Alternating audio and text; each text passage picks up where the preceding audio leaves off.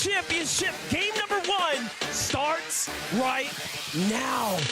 Kanata will have to go head-to-head, toe-to-toe. No! Kanata falls! Malabuka comes out on top. It's all or nothing now. The end game is already theirs. The clutch is possible.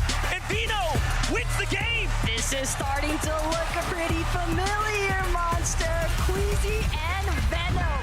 And just like that, we are right back in it. Stain and Datus landing directly on top of Seti and Cammy. Cammy finishes the job. They strike back. J-Cord, he knows he's got a couple opportunities here. It's all or nothing now. One shot will be it, but no. And Shari take home the second game now alongside Giras. This sounds like you are ready. I am too. This is looking like Acorn and Cold's game for the taking. Larpax is still going, but NA takes the game. Acorn and Cold, the shrug. He's making it look like it was easy. It just takes one big game to get yourself inside of that top 25. It's Malabuka who does it yet again. Oh my gosh, what did we just witness from King?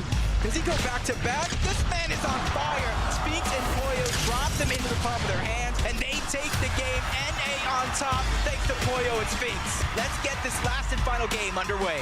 On the high ground.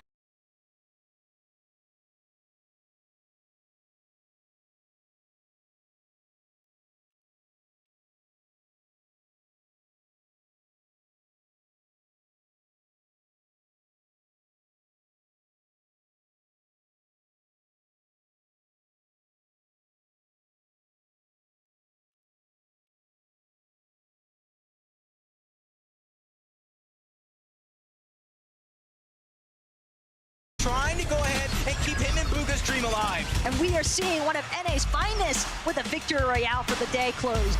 Remember, we want to end the day in top 25 to go straight on through to Sunday. Fortnite fam, welcome back to the FNCS Global Championship. This is day number 2. Yesterday, we watched the upper bracket face off, and from there, the bottom 25 moved on here. Not only will we see them compete, but the 25 duos from the Last Chance Major will also take the stage. And once again, the goal is the same. Top 25 to make it to Grand Finals. Joining me here on the analyst desk is Vivid.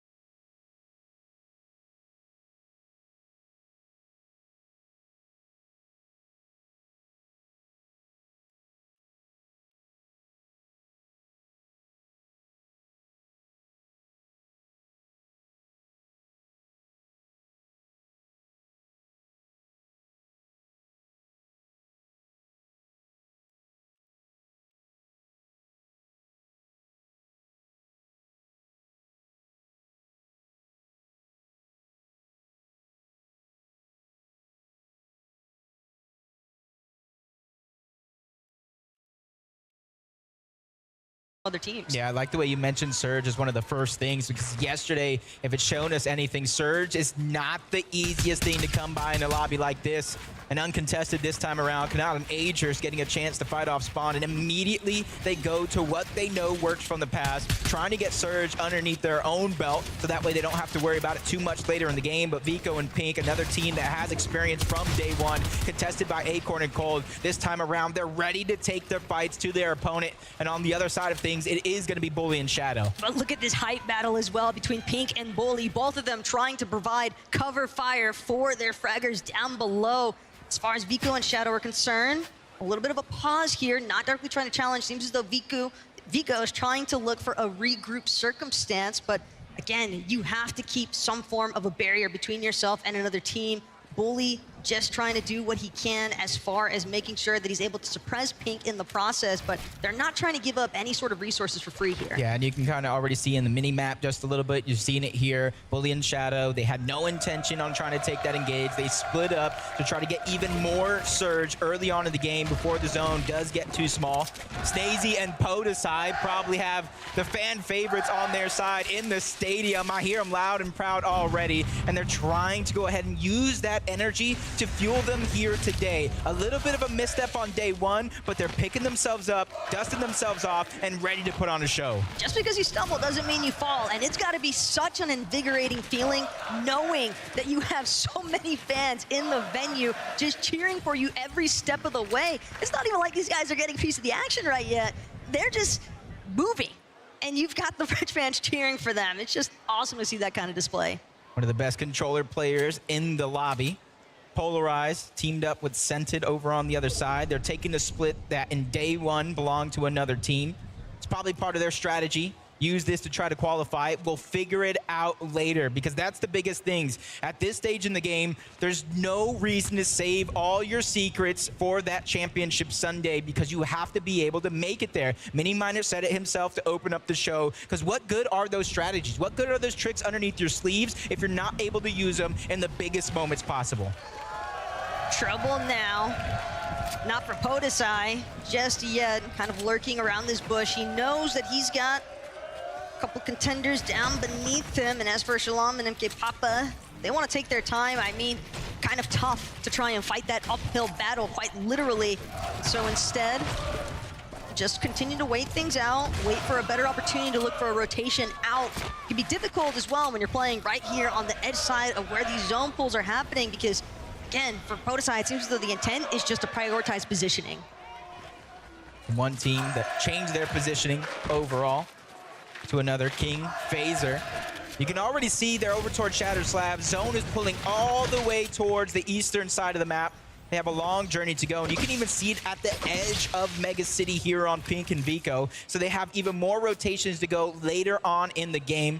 But for now, it's Batman, Booga, and Rapid who beat him to the punch. The top of the hill, just west of Mega City.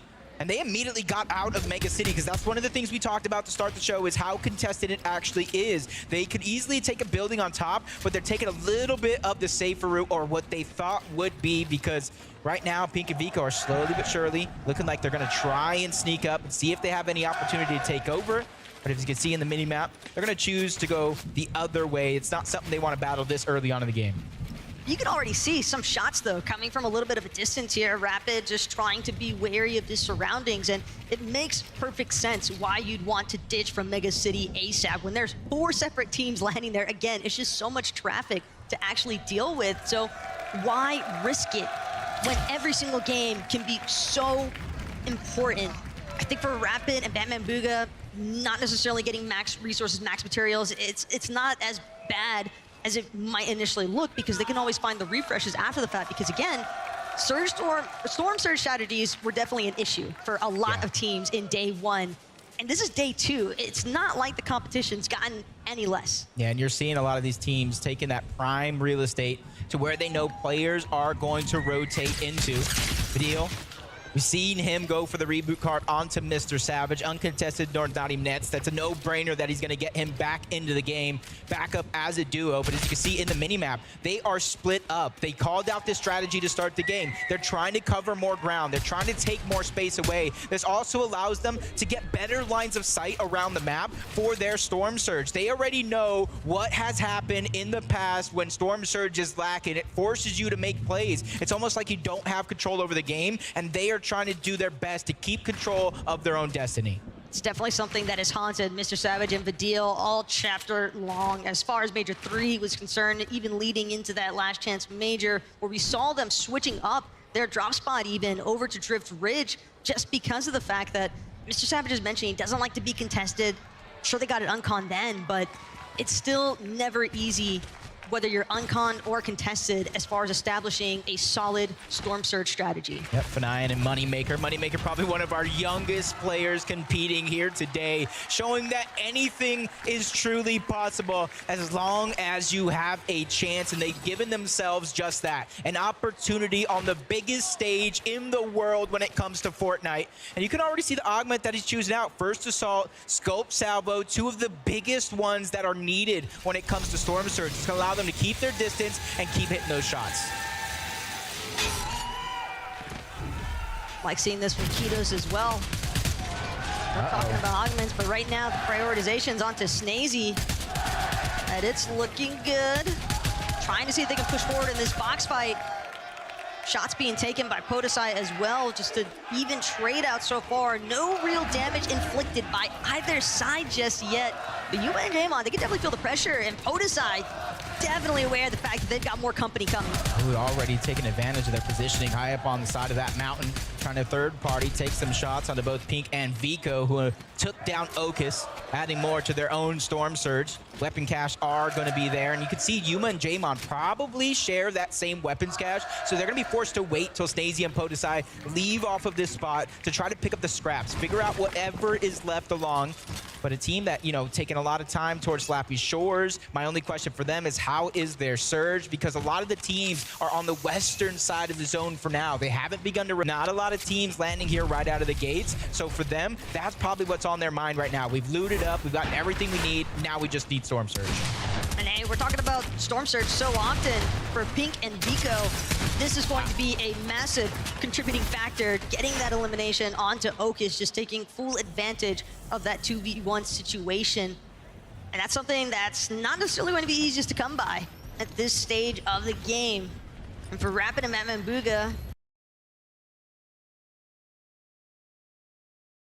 they just haven't managed yet to find that pressure situation to actually secure eliminations for the refreshes that they would like. And they don't necessarily have time to just farm resources either, because there's other teams moving in at this point. There's other teams already establishing good positioning off of earlier rotation. So if you try to expend your time farming resources, you're just going to keep getting lit up. Yeah, and honestly, looking at 7-man's inventory now, you can already see they won the ball over towards Relentless Retreat, but it's a little unorthodox. Typically, you would grab something to pack a punch, whether it's a Sharp Tooth, an Infiltrator, or even a Maven, but he's going to go without it for now, hoping that that Mythic Stinger does more than enough damage in a moment's notice to be able to survive. It all depends on how you control that recoil, honestly, because I remember that thing go brr. It's so obvious that the intention, though, is that up-close and personal battle. The question is, will they actually manage to force themselves into that type of situation? And Rift Island can definitely be a location where we'd expect those battles to come, but even all throughout day one, we hardly saw any sort of contestation over this Rift Island. Centered on the way up, though, definitely having some issues as far as maintaining his shields are concerned. Those are going to be completely depleted. Granted, they have ample shield potions to make up for it, but it's going to be Hen, it's going to be Bass actually looking to contest. They don't want to let this Rift Island objective points go for free. If only they saw the damage that was put on both of these players before they even touched down on the island.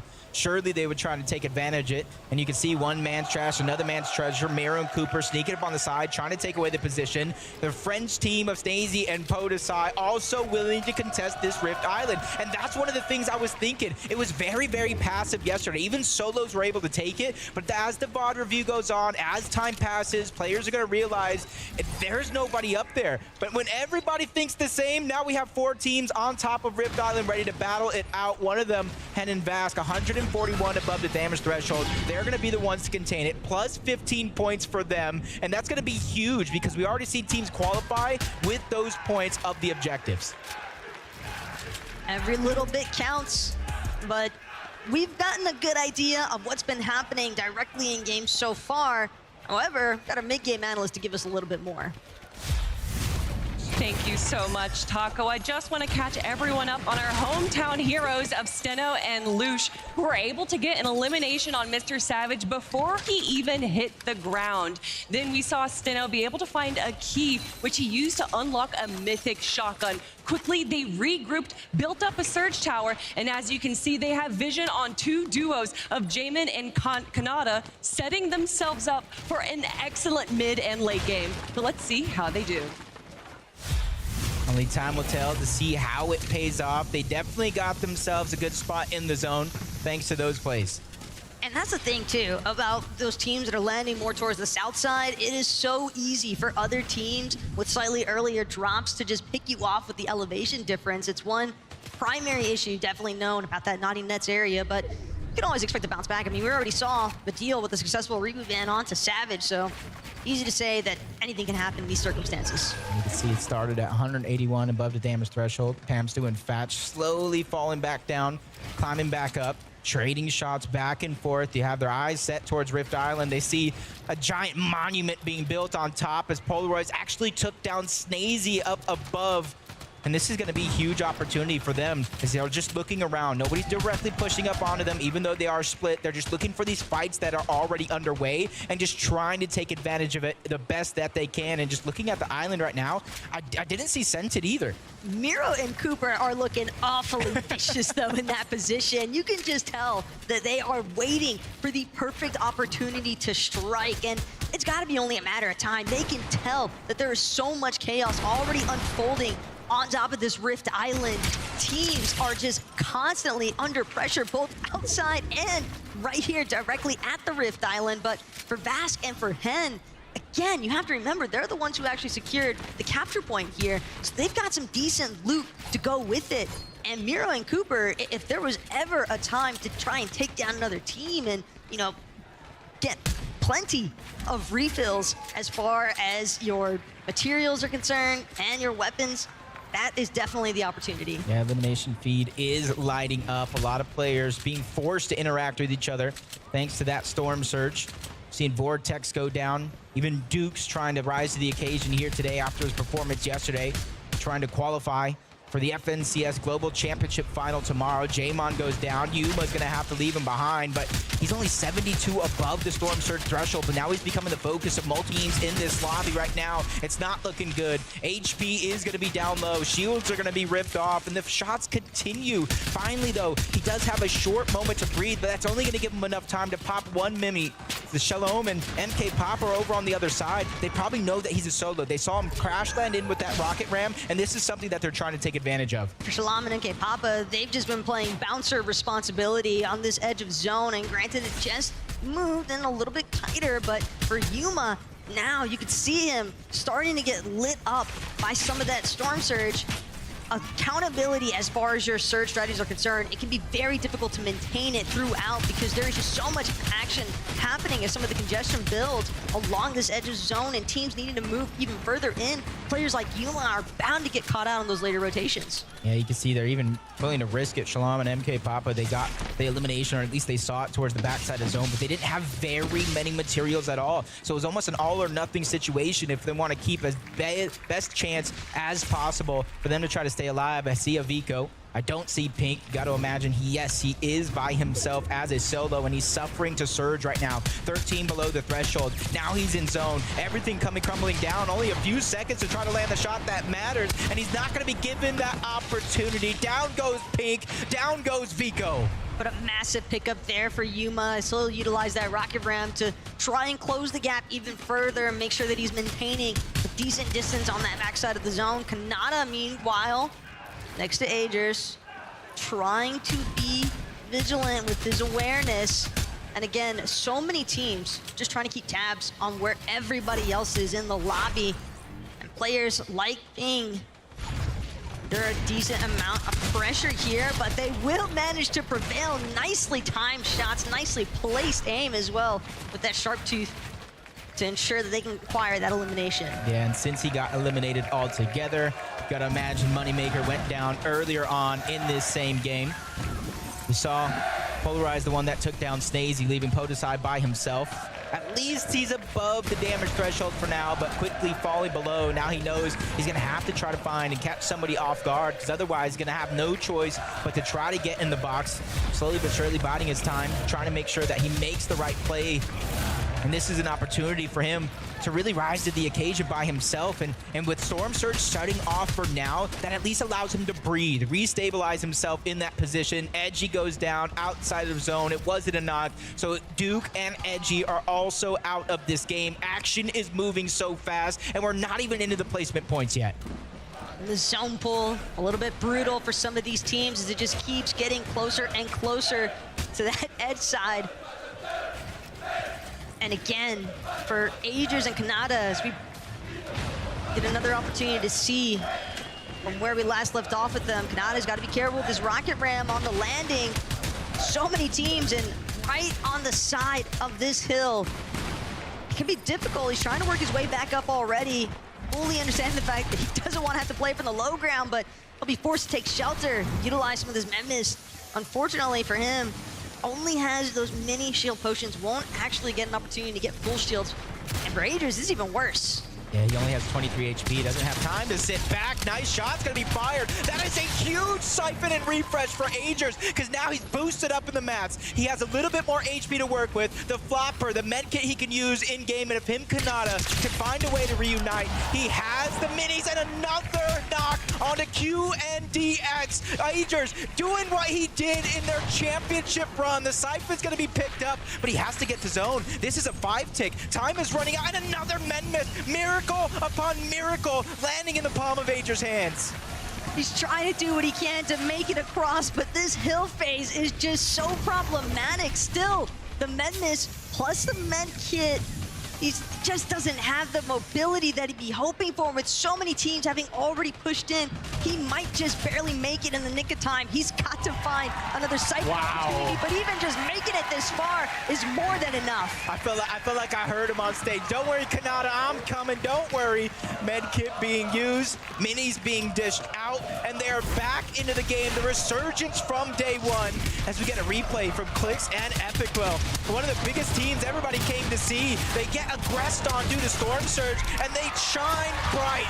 Storm Surge is not a problem from them as they pick up 2 eliminations. Check out where Bryce and Chubbs are at, a little bit more isolated than some of these other teams that are trapped inside of all this congestion. Mr. Savage and Badil, though, from rags to riches at the beginning of this game, they have done a decent, if not a phenomenal job at putting themselves into a comeback situation.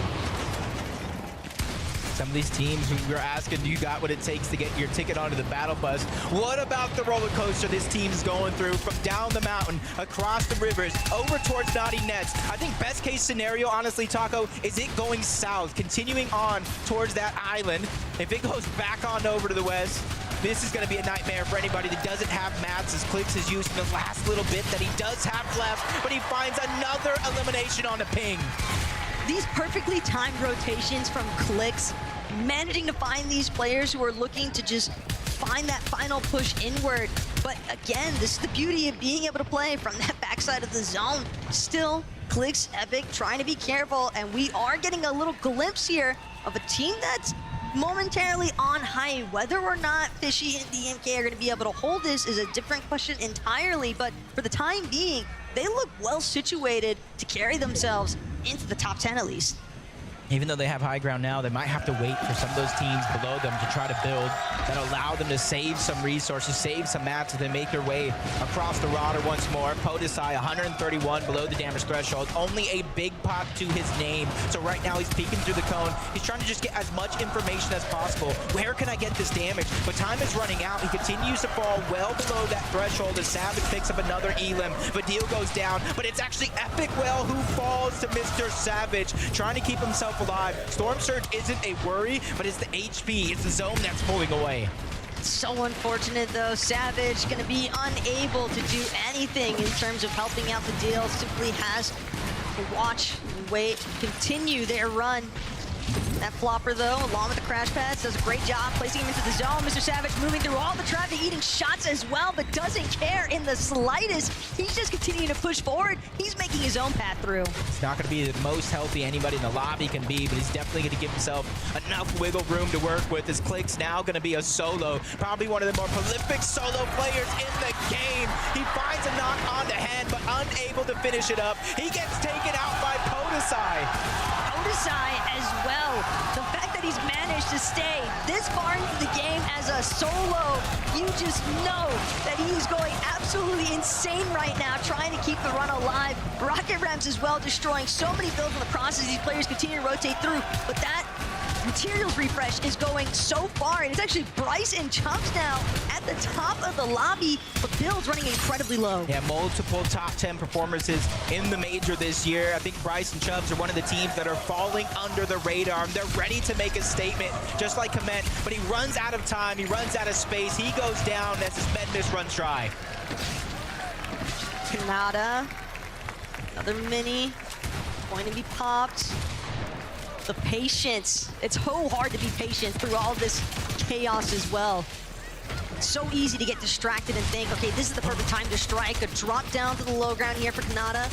Recognize the fact that he's got some players directly above him.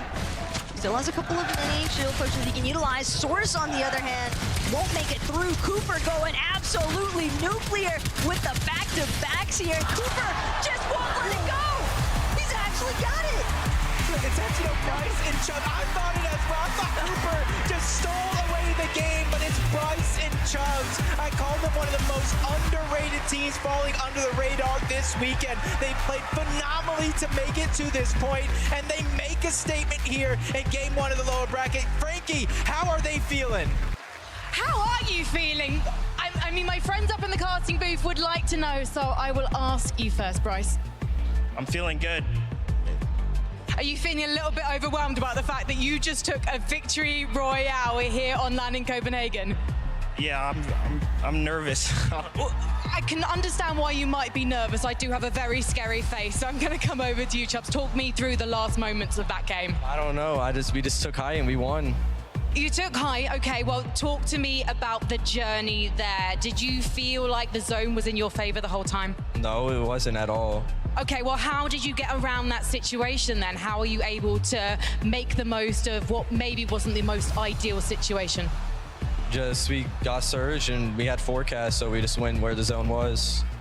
There you go. Simple. Everyone hopefully listening here will find out how to win a victory royale on land thanks to these two. Just before I let you go, do you think you can overcome the nerves and pick up another victory royale today? Yes, I think we can. Brilliant. Wow, you know what? Now you've said that, I think you can too. Copenhagen, please give it up for Bryce and Chubbs.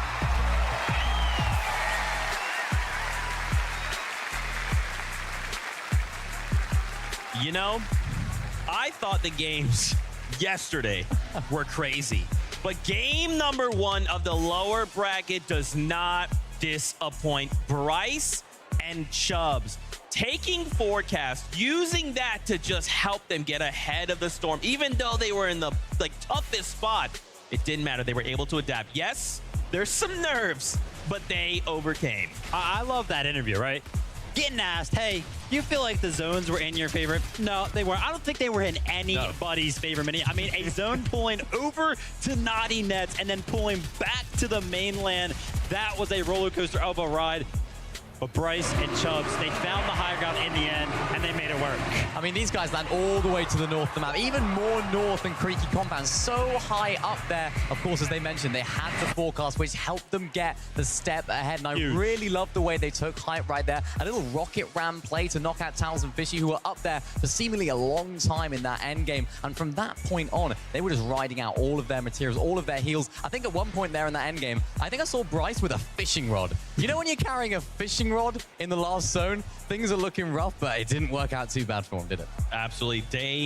Game one here on day two, the victory royale. I'm sure for them, they're feeling a little overwhelmed, and now they just got to bring it back. More of what you do in game number two. Now let's take a look at these standings.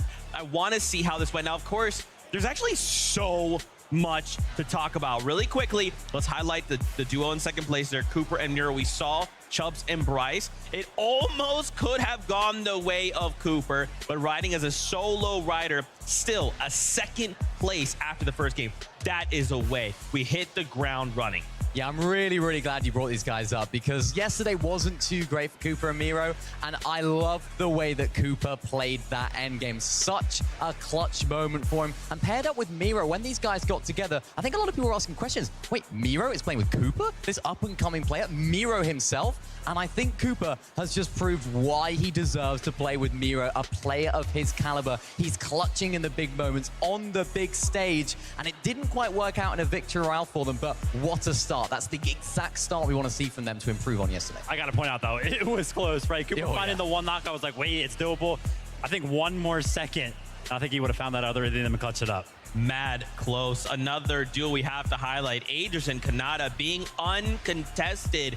Man, the way they navigated that last little bit of end game there, I just love how kind of brave Kanata went. Like, I don't know if brave's the right word, maybe just like crazy, right? Like, let's just rocket ram on the side of this kind of cliff and we'll just see what we find. But once again, man, you're gonna do what you have to do. And for him to have this start, this is the surge we need. You're going to say, oh, the way that they traversed the end game. No. This was a Kanata solo clutch. But let's not forget, Aegis had his own just right before this and actually made his way all the way to Kanata. So it was almost like they were kind of like passing the torch, right? It's like, oh, okay, I done solo clutch. Now you go ahead and get us a couple more points. Third place. And I mean, I want to point something out. Look at the top four. Look at the NA representation at the top of the leaderboard right now. Yeah. I mean, they're doing good. It's good to see. I like it. You know, they're doing very good. I mean, we still have time. 4 more games to go, right? I have big expectations of people like Janice and Reason. Even, can I remind you, who took control of the island in that last game?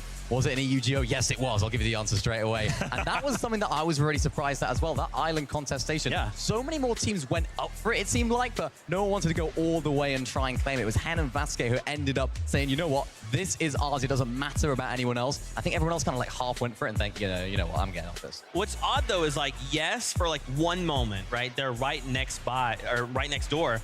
And then suddenly it's like, you've got Snazy Podesai rifting on up. You've got people kind of hopping over old builds. But why did no one want to take this fight, right? If we're all going to take and burn our resources or do whatever we have to get up there, why did we just give that to them for free? You know, me and Minnie, we were watching sort of the west side of that zone, and there were so many teams that actually ended up being contested on that side of the zone, which means that all of these teams that were actually up on the Rift Island, they were happy with their position because they were getting free damage, right? Free shots off on so many teams below them. So why would you go ahead and take the fight? I mean, sure, you know, the capture point is worth those 15 points, but when you can get that much surge and actually traverse it into the end game, you might as well take that opportunity. Yeah, exactly. And we were speaking about these sort of storm surge strategies. We often see teams build storm surge strategies depending on how the lobby works. Who's landing where? How can we rotate and get as much damage as we can? These guys haven't had very long at all to prepare for this, right? They haven't had a time at all. So I'm expecting some more drama in the next few games. Absolutely. And why don't we hear from the players themselves? They have their own thoughts on mid-match objectives.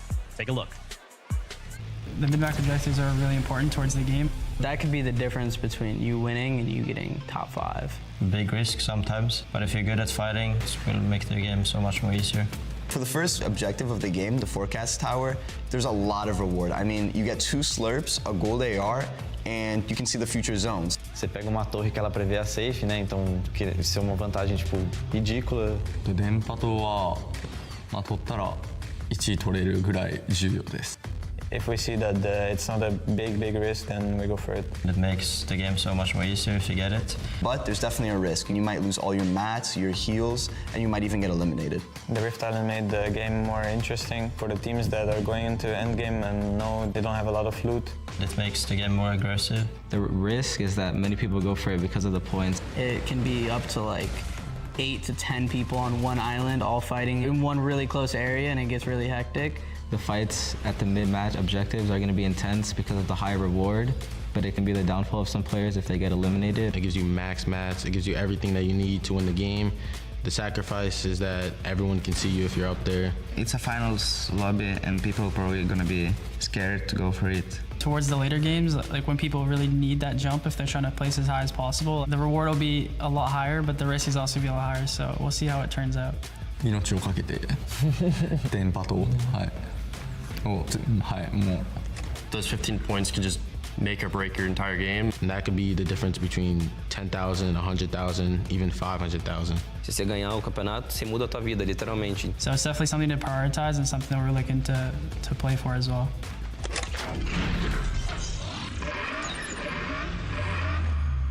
The two takeaways. Forecast Towers willing to put their lives on the line for it, and if you get the Forecast Towers, you're probably going to end up like Bryson Chubbs there in game number 1, finding their first victory royale of the day. Yeah, and they got 3 points for it, even though it was Hen and Vasquez that were able to get the 15 for Rift Island. That's just showing overall how important it is to plan around these things, but also have a plan B just in case things go wrong. But the right thing is game number 2, and it's about to start now.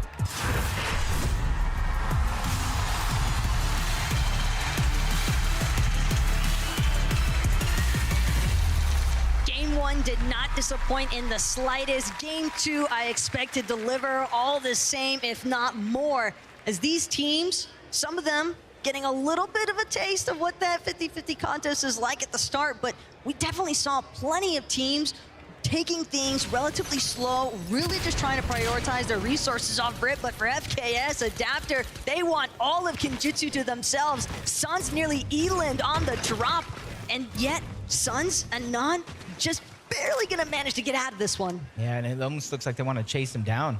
They're over wondering, was that bush there before?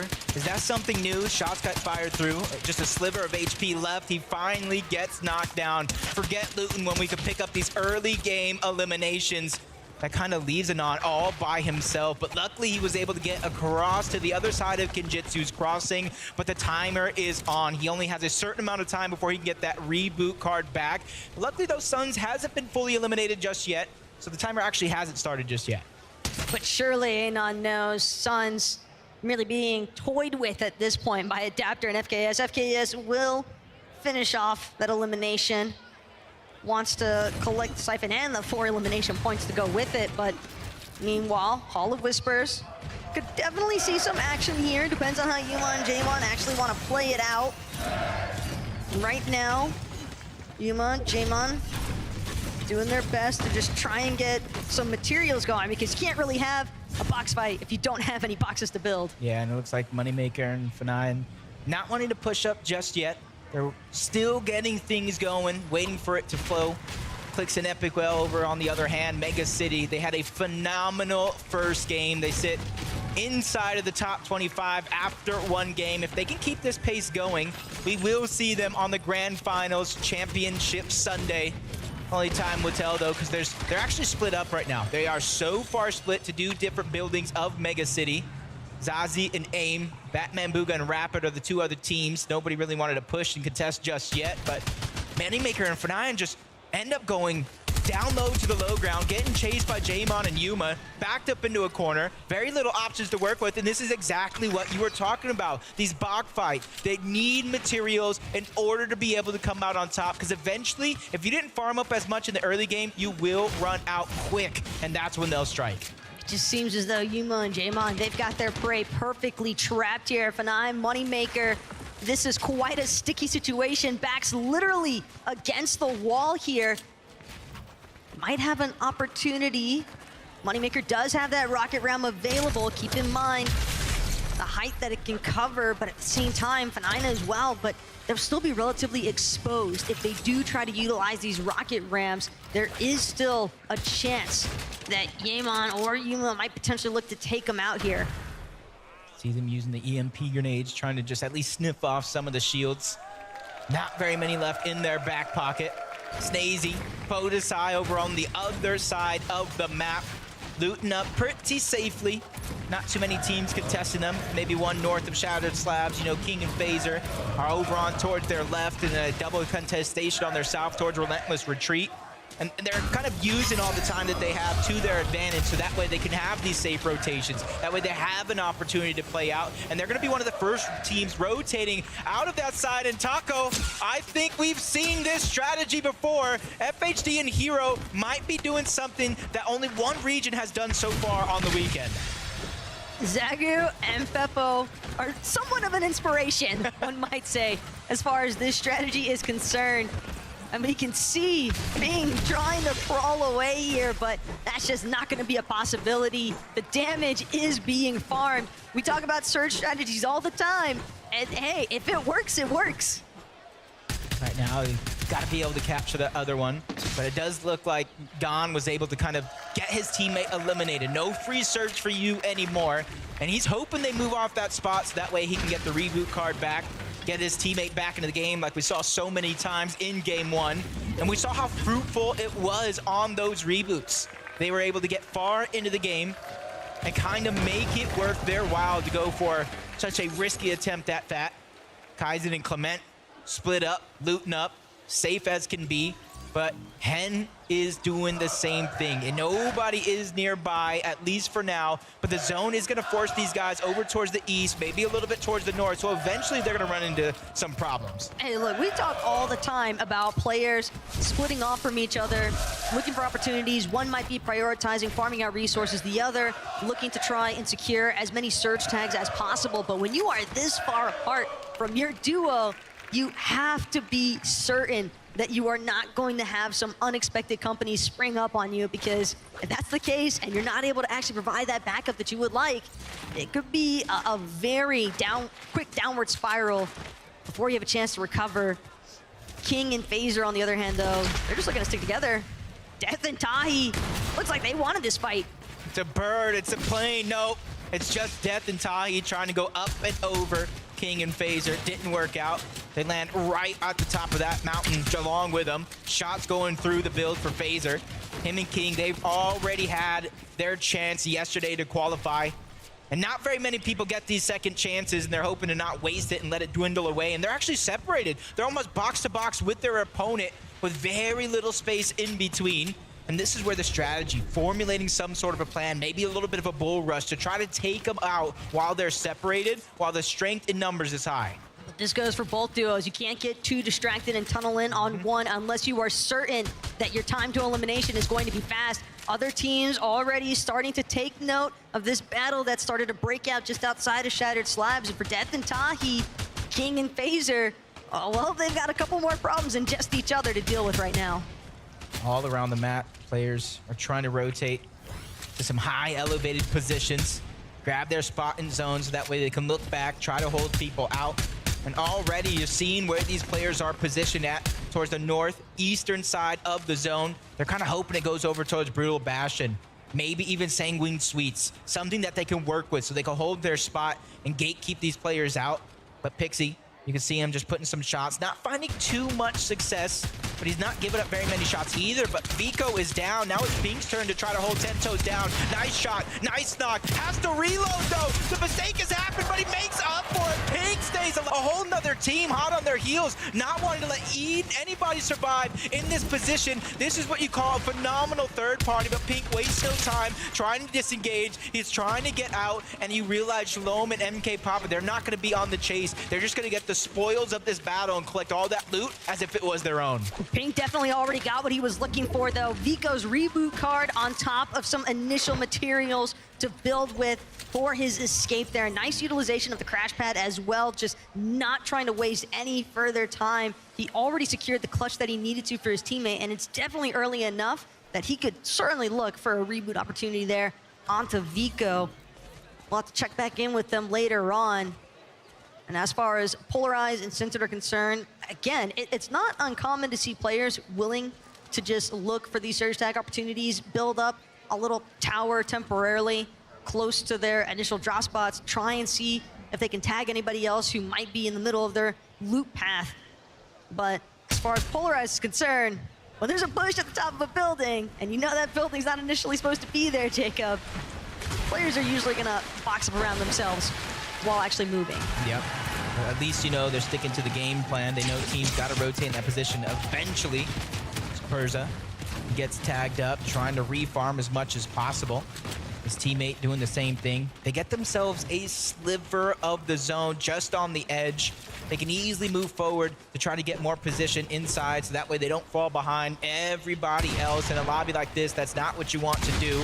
But down goes River. Skid's trying to make up for it. His teammate's very low HP. He's trying to give him time to breathe. The elimination and the siphon's going to go through, but it goes to Skids, who already was full health. River's trying to battle back with a little bit of that high ground, but he goes down all the same. Skids and Sora are able to stay on top in that exchange, and now they get so much loot for their efforts.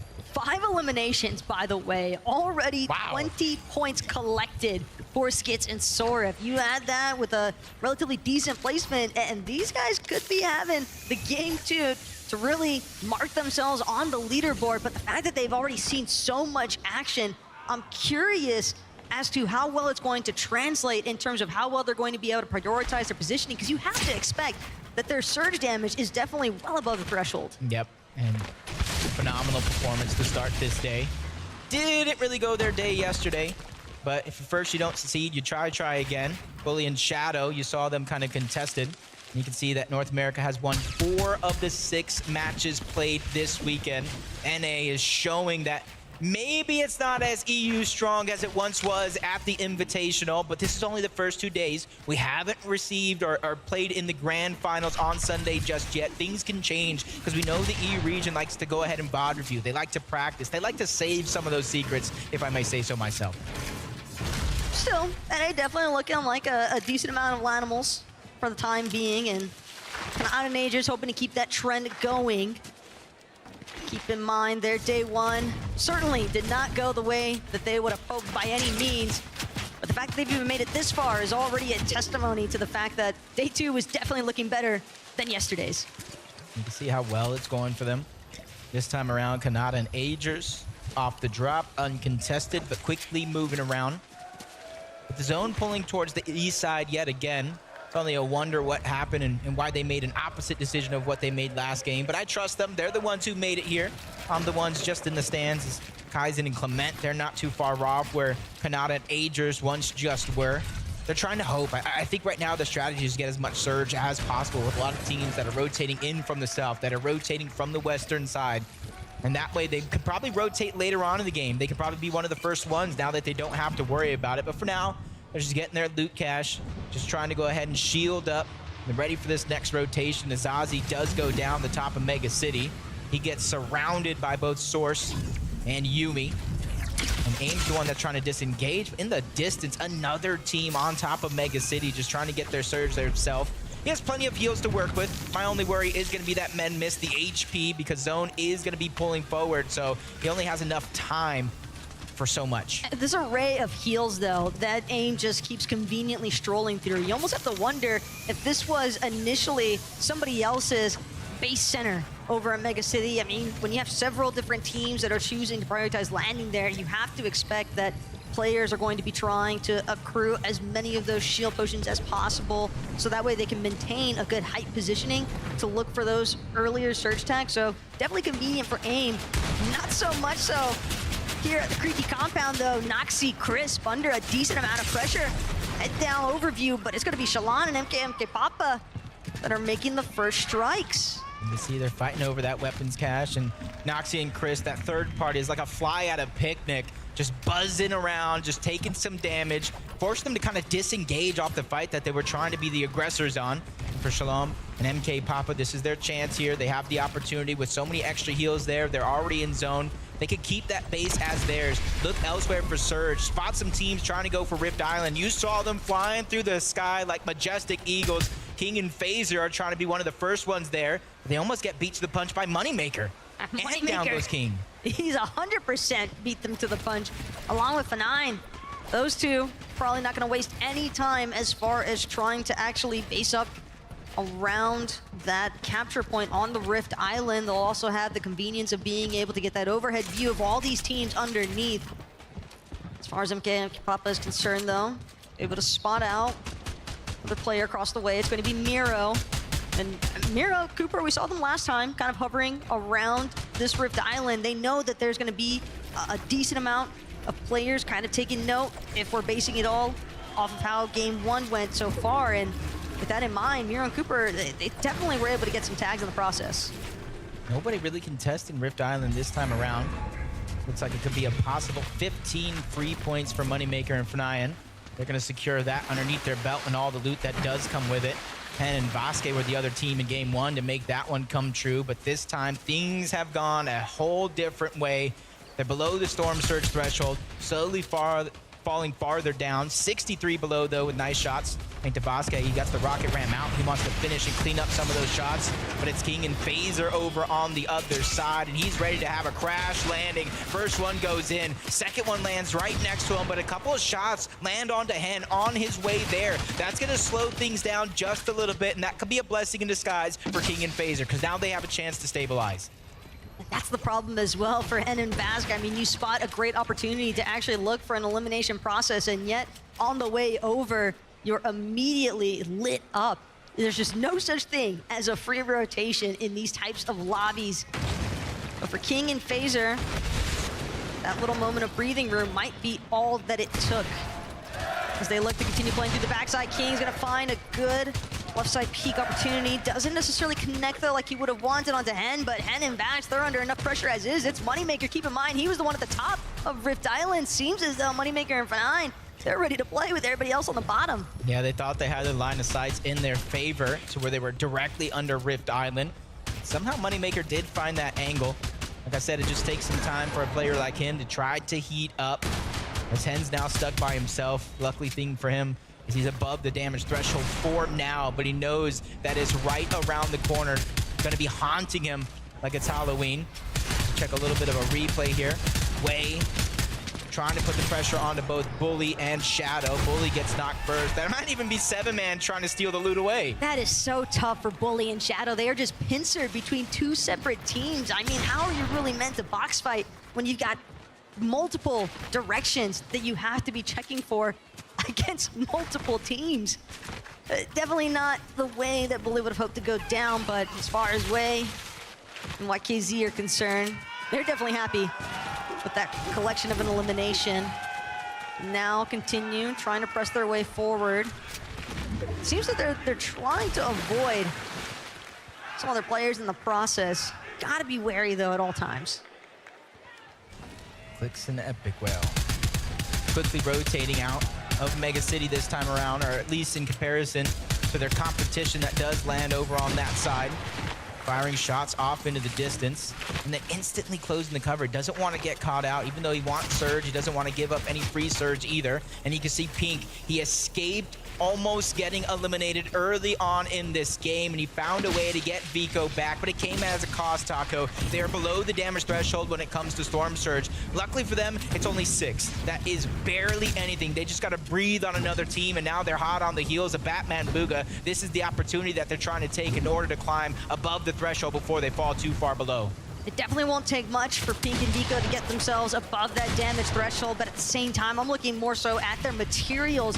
Not very many builds for Vico to work with, and again, that's largely due to the fact that they had to go for that remove van opportunity. They didn't actually have the time to look to farm up as well as they would have liked, given the pressure they were under earlier. Vico, he's also gonna eat too much damage in the process. They're trying to make it into the edge of zone, but it's just being safeguarded by so many teams already set in place. Wow, nice shot from Pink onto Rapid. Batman Booga there to save the day and instantly going for that revive, judging by the slurp juices as well. Waste no time to heal on back up as fast as possible. And that allowed them to get Surge, even if they might not have necessarily needed it. But from one team down below Surge to another, Clement and Kaizen, but they're in a whole different situation because their Surge is now active and they're taking so much damage, and all the heals have finally been used. So time is running out. Lucy goes for a pink. Nice shot's going to be landed. Even he is below Surge. These are two teams below Surge going at it. Clement tries to go ahead and bull rush into the box. He gets denied that opportunity. Lucy with only 20 damage to do. They box up Clement. They get that elimination and a huge amount of damage to boot. It was just a moment of desperation there from Clement, but what other options do we realistically have? And even for Steno and Lucy, they collect that elimination, and it's still just barely going to be enough to put them above that damage threshold. This lobby is moving and not in the direction that they would have hoped. This time around, you see a lot of players, even if they're above, it's not by much. It's not a feeling of comfortability whatsoever. But they know these opportunities will continue to come later on in the game. Kaizen is able to do some damage before falling. Almost taking down Lucy. Steno there to save the day as well. 27 above though. Slowly but surely climbing. But 98 in a lobby like this isn't much at all. But they have to just take it one step at a time. One foot in front of another. Suns and Anand though. The fact that they're still making this work after how this game had started off for them, there's definitely some pretty good stuff here. Saw them talking about it earlier on socials. They're going to put Oshi on the map. And that seems to be the intent here in game number 2. But first, they've got to make sure they're able to acquire the position that they need to be in the first place. Ooh. That's no bueno. Ooh. Storm Surge and Mr. Savage and Vidil targeting them together. Gapter's going to fall. FKS just using as much heals as he can, but Vidil and Mr. Savage, they don't want to let these 4 points and all that loot go out of their way. They're just trying to push themselves into the box, leave no option for their opponent. He's doing what he can to dance around, but the elimination is going to go through regardless. Even though they did take some damage along the way, they've got some heals, the exotic slap splashes to try to get themselves back up to tip-top shape, and they're going to need it. This rotation is going to be far. We're going over towards the side of Brutal Bastion. For some teams that are already there, it's going to be easy. Working your way up elevation is certainly pretty dangerous type of pathway. Snazy and Podesai, though, they look like they're set in a decent spot for the time being. Crash Pad gonna take them a little bit further in. Coming up on the backside here of Duke and Fishy. Just keeping in mind some of the teams that they're working their way behind. Podesai and Snazy, it looks as though they want to get aggressive here, but instead Podesai has to rethink. Doesn't want to use that Crash Pad forward just yet after taking such huge damage from behind. Goes for a cheeky edit. Bounce Pad Junior play. It cost him a lot of HP along the way. Snazy, who didn't have any bounce pad, choosing to use the first of 3 rocket rams to try to find a safe spot in zone. Leading the way. This could be a good call for them as Podesai finally catches up. The loot is going to be dished around, but you can see the last of their heals. They are running low, so for them, a refresh is imminent. It is going to be needed, and you see Agers by himself as well below the threshold. Kanata fell not too far, not too long ago, but there's a lot of pressure on his shoulders, pressure that he's felt before in their major run, trying to capitalize on it, but time is running out. Storm Surge doing so much damage. He's going to be in the same position as the other teams that we've seen. He's using a lot of heals just to stay alive. Even if it's not Storm Surge, that's Snazy and Podesai on the other side. Storm Surge seems to be Ager's biggest opponent right now, because as long as he's given the opportunity to connect, those shots are going to put him exactly where he needs to be. Just a moment of relief here with 23 above. Roman redeploy also going to take him in decent ways with that soaring sprints. And again, Agers just barely managing to catapult himself to the front side of the zone, but this is a great opportunity now for him to just look for that brief moment of reset. Looks to try and catch Rapid off guard, but it doesn't just work out in his favor. And you can see Rapid by himself. Batman Booga went down, so he's going to be a solo. There's actually 6 solos in the game as of now who lost their teammate, and they have the world on their shoulders to try to make something out of this game. Rapid and Q and DX aren't going to be one of them. They're a full-on duo. They've been playing well so far in this game. 1 elimination. The rest is going to be placement points. But as this one goes on, those placement points are going to continue to rack up. We're only into the top 22. Ooh. Fox Force getting taken out by Rapid and QND. Bit sneaky as well with this underbelly type of play over here at the Brutal Bastion. Podesai now looking to work his way through these builds. Only has this heisted accelerant to work with. He's got to be quick with the action, lands the shots, gets the enhanced effects, but just keeps it moving instead. Doesn't want to stick around for too long. Doesn't want to risk the backup opportunity from some of these other duos. He just wants the tags. He just wants the damage because that's going to buy him more time. I feel like I got deja vu all over again. Podesai, solo, going into the end game. He made something of it in that last go around. Can he repeat? 164 above the damage threshold as well. Not too much to worry about when it comes to that part of things. It's all about just staying alive. You don't want to run into the wrong duo, maybe one that's on the other side of that Storm Surge threshold. He knows so many other teams are below him. They're on top and everything. And look, this is almost like a repeat. Price and Chubbs on the high ground yet again.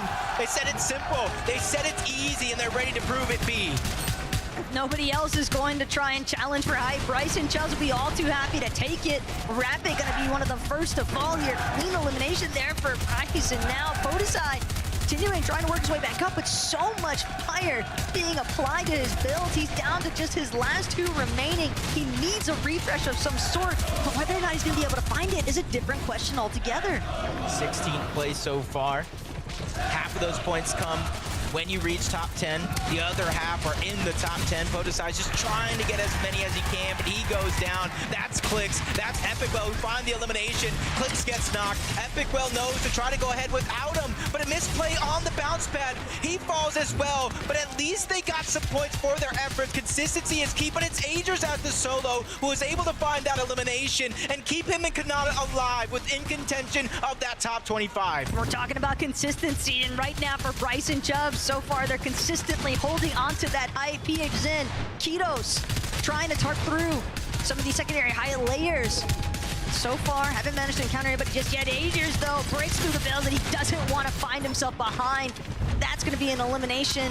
Credit to Shalom as now PH Zen, Kitos try to tuck their way forward, crash pad, get a shot up on height, but it's not enough to actually break anything or knock down Bryce. Yeah, but they're one of the few teams that sees what's going on above. They can easily try to make that a target if it's something they want to do. Quanti and TK, you heard him qualifying in that last game thanks to a big clutch by Quanti trying to keep that show on the road. Reason goes down. Jan is trying to make up for it. Elimination's going to be found. Runs out of builds, runs out of math. That's Noxy who's going to be able to take him down.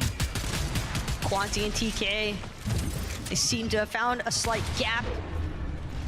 Nobody else quite discovering them just yet. PH Zen and Kitos, though, they've managed to make a resurgence for the high ground. Pixie and Cheatin down below on the opposite end of the spectrum. They're still forced to deal with some of the congestion that remains. Bryce and Chubbs have a chance. Brute win from the high ground, win from the low ground as Pixie takes down PH Zen. Saving that siphon for later. Now it's going to come in handy. As soon as somebody else does eliminate it, that is going to be TK who cleans that one up. Only one player here left as a solo. Quanti going around, goes for the high ground. That's Kitos, the final solo. He gets dropped in the palm of his hands, but he dunks on him as Cheatin picks up that elimination onto TK. Quanti falls. Top 2 situation with Cheatin and Pixie being our final duo left alive. Kitos, on the other hand, using that early high ground to his advantage, but it only lasts for so long. Cheatin and Pixie take the game. What a way to state your victory royale. Cheatin and Pixie wasted absolutely no time with taking over the low ground, and we've got Frankie standing by to get into their minds. I do. To be honest, that looked like quite a calm victory from you, Cheatin. How did it feel on the lobby today? It's really nice. Like, we are full sec the whole game and just played it out. Yeah, you did play it out. You almost made it look easy, but it's not easy to take a victory royale in front of a very loud crowd here in Copenhagen. How are the nerves right now? Feeling a bit nervous, but it's fine. So how did you control those nerves when you were in those final fights? Yeah, we just went for low ground and just won the game from there. Do you think that low ground is a strategy that can work for you all the way to Sunday? I'm pretty confident that we are doing good on Sunday, so we just keep going. Well, you're doing good right now. For you, how did you get ready for this experience of being on LAN? We practice customs a lot and just play tournaments together, so yeah. Any customs you'd recommend? Noble. Noble, there you go. Custom Noble, check it out. Guys, congratulations on making it this far. I do need to ask, do you think you can take another victory royale now you've already got one? Yeah, 100%. All right, well, I love the confidence. So, boys, I'll let you get ready for the next battle bus as we head back to the desk. Congratulations.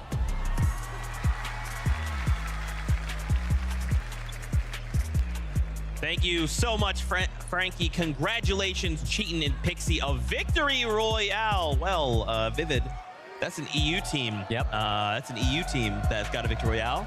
It's fine. It's fine. Everything's fine. And it's going to be on top. It's fine. How do you feel about that one, Mini Miner?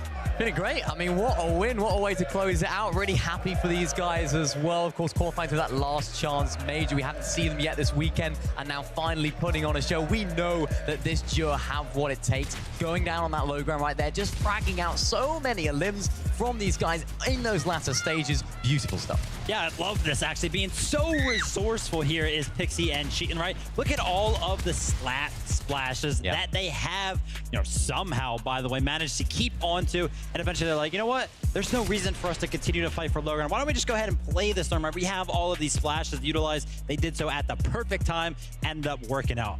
Yeah, it really did. And I love that from this duo. It just shows the brain that they have. Just knowing, you know what? Let's get into that zone. Let's close out this game, because PHG and Ketos did a very, very good job there, taking height at a great moment. Didn't quite work out for them getting second, but great job from Cheatin' and Pixie.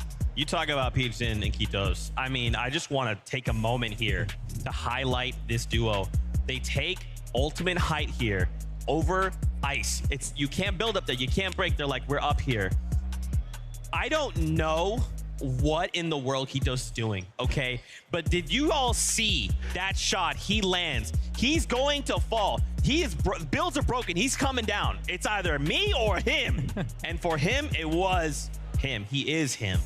Yeah, I mean, hitting that falling shotgun shot. We see them sometimes throughout Fortnite competitive history, but that one had to be like the best one, right? He was literally falling, ended up surviving 1 HP, but the only reason he had enough HP to actually survive the fall is because he hit that shot, got that siphon. So disgusting. Here are the standings as we take a look. Remember, if you're just joining us, we're looking for top 25. That's where we want to end the day. Chubbs and Bryce picked up game number 1 in the VR. But with Pixie and Cheatin' getting that one themselves, paired up with the elimination, suddenly up 13 places. Now, boys, how do we keep this momentum going? High ground clearly is doing well. I mean, we're talking about Bryce and Chubbs right here, taking high ground at a really, really nice moment. Again, this was another one of those zones that was actually closer to them. Of course, they're getting that forecast tower in some of the games. In this game, it was a very, very nice zone for them. We saw in the first game, it was not a very nice zone at all, so far away. So this just brings excitement for me when it comes to this duo, because they've performed when the zone is absolutely miles away. And yet again, they've performed with that 3rd place finish right there. It's a really, really exciting duo if they can keep it up. Yeah, they figured something out, because every time I'm watching from like 5th and 9th zone, I'm like, oh my gosh, these zones, they just keep pulling further and further away, which usually in this type of meta, they have to use all of their builds to actually make some of those rotates. But Bryce and Chubbs just seem like they're always in such a healthy position when it comes to how many materials I have. I have no idea how they're doing it, but it is working out great. And then obviously the transition into the height takes so good. What's crazy to me is after game 1, Bryce and Chubbs, you could tell they're nervous. It's a little bit overwhelming, but as we're playing out these games, man, they look so on form. I mean, if they can bring that tomorrow, how far could they take it?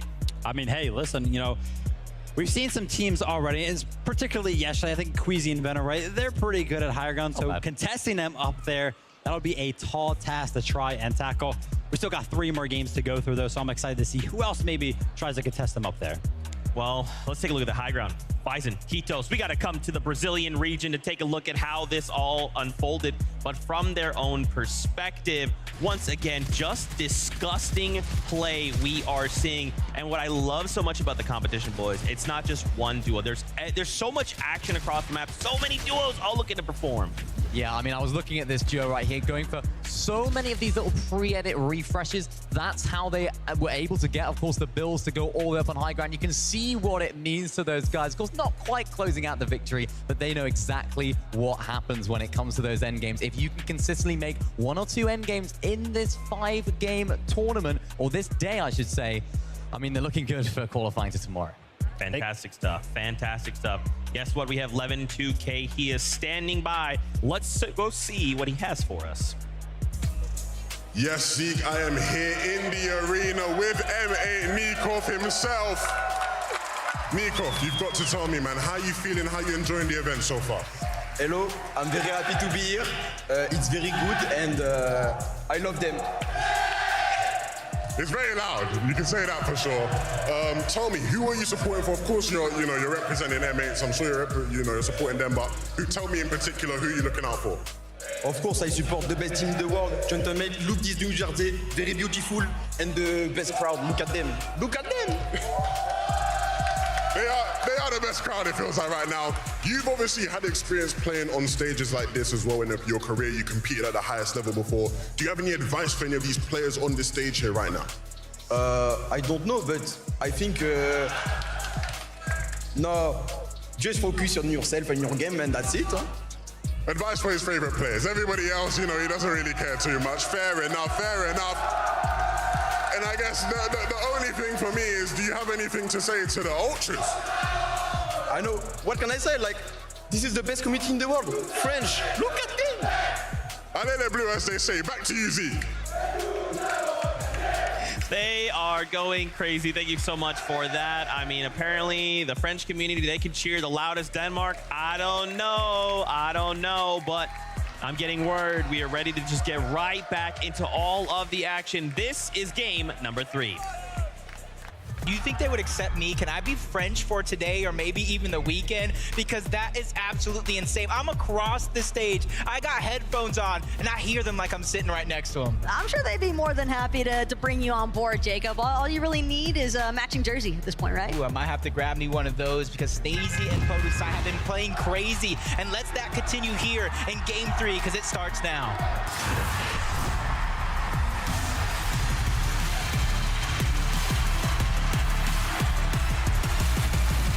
This is officially the halfway point. Game 3, where teams will have their backs up against the wall if they don't reach inside of that top 25 or as close as humanly possible. I say humanly, though, because some of these guys are playing like they're robots. They're like insane out of this world. And hey, for some of these teams, keep in mind, entering game number 3, the cutoff threshold right now for that top 25 is looking to be 36 points.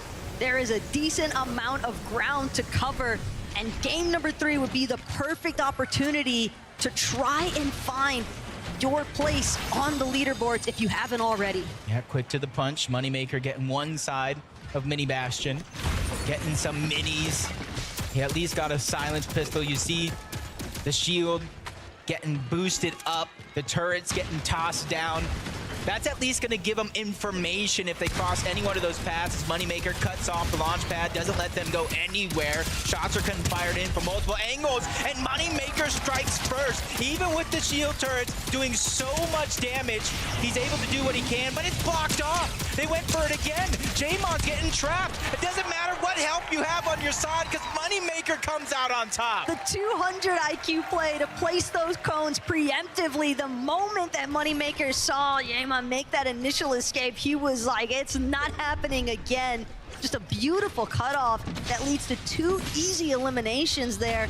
I mean, when a duo self-isolates, well, what else are you really left to do? And Fanai Moneymaker making the most of that opportunity. You can see Suns and Anon changing it up yet again. Said enough flying past Kenjutsu. We're ready to take it over as their own.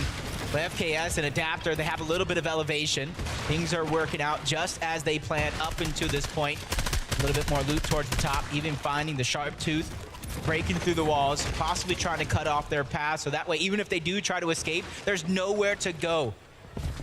They go ahead, see each other there. Suns repositions. Anon does not, though. He gets caught off guard, but he's trying to draw them in. The turret there to spot him out. At least his position is going to be known. Suns doing what he can, trying to burst through those builds, but Adapter is there for the bait and switch. He gets spotted out as well. These turrets are giving so much information, but it's just not enough. Both Suns and Anon go down again. That just looks so awkward for Suns and Anon. Suns especially seemed as though he hit that moment of hesitation for whether or not he should actually try to challenge up on that balcony. But hey, as far as Kenjutsu Crossing is concerned, That's not going to go Oshi's way in the slightest here.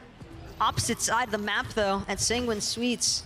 Peterbot and Byla recognizing the fact that they're under a little bit of pressure from that mountain just north of Brutal Bastion. And again, for Peterbot and Byla, you have to consider, Peterbot's been talking all week. Top 25, that's the easiest thing in the world. But we're here in the lower bracket, and it's not looking that easy to actually be in the top 25. Yeah, they've already pushed that one team off, trying to get Sanguine Sweets as their own, but a fight that we saw in that last time goes a whole different way. Crisp and Noxy able to take down P8 Sin, leaving Kitos by himself. And if this has any indication, any sort of resemblance towards that last game, it's no worries. Kitos is as strong as can be. He already picked up a second place by himself. And since it's so early on in the game, there's so much opportunity for him to go back, get that reboot card, get his teammate back up, because it's already happened countless times on the day so far. But also, as far as Kitos and PH Zen are concerned, they've built themselves a pretty surmountable amount of points here. Heading into game number 3, they had 138. We're leading in that second place position on the leaderboard. Have to consider them relatively safe as far as their spot in that top 25 is concerned.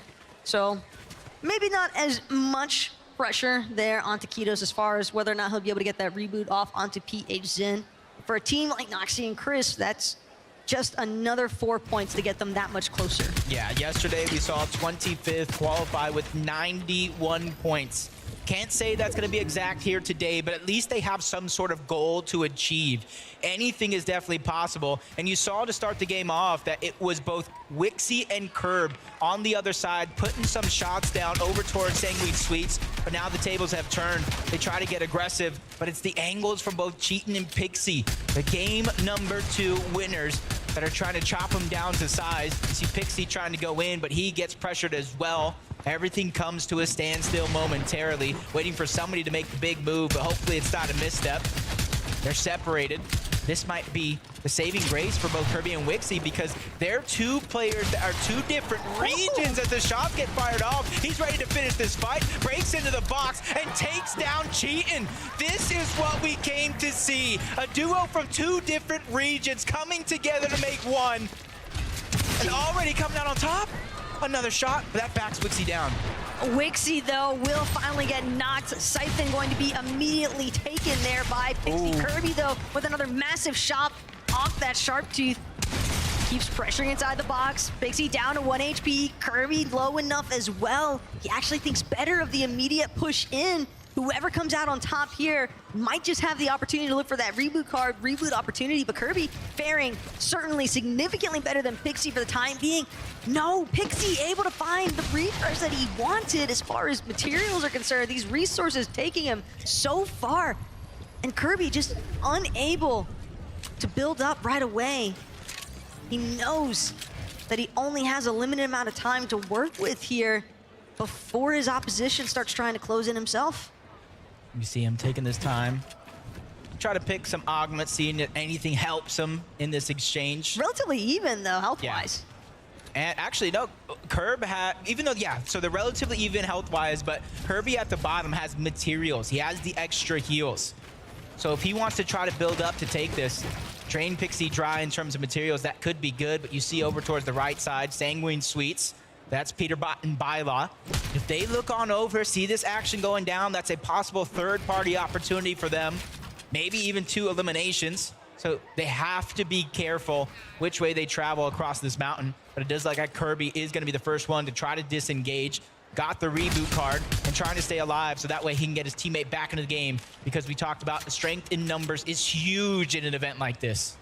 Pretty decent tag there from Pixie, but it is going to give Kirby a decent indicator as to how far up Pixie actually is. And Kirby seemingly trying to farm out even more resources. It's clear that Kirby would like to go for the disengage, probably recognizing the fact that that pressure from Sanguine Sweets might come sooner rather than later. But we're talking about pressure here at the Creaky Compound. Sorif and Skits, they're dealing with a good chunk of aggression out of Raru and Greedy. See, it's pausing for a moment, rightfully so. You said slap dab in the middle of Creaky. There's so many teams around them, even more pushing in. They are on the edge of zone, so you have to be very, very careful. And I think they know that, and that's why things have come to a halt. If they make that wrong move, it might not be even the original opponents that we're fighting that does the brunt force of that damage. And it continues to kind of push towards the east this time around, but instead of the north, it has a southern lean when it comes to the zone. So they realize their journey does not stop here. They want to get as close to it as possible. But sometimes in this game, Taco, you have to wait for opponents to begin that rotation before you can try to escape yourself. As far as rotations are concerned, though, for Pixie, it seems as though he's willing to take his time here on that mountain just north of Brutal Bastion. The problem at this point, though, Jacob, definitely starts to become just how much time is really worth investing here. Because it seems as though Kirby is definitely cool with just letting this go through and disengaging entirely.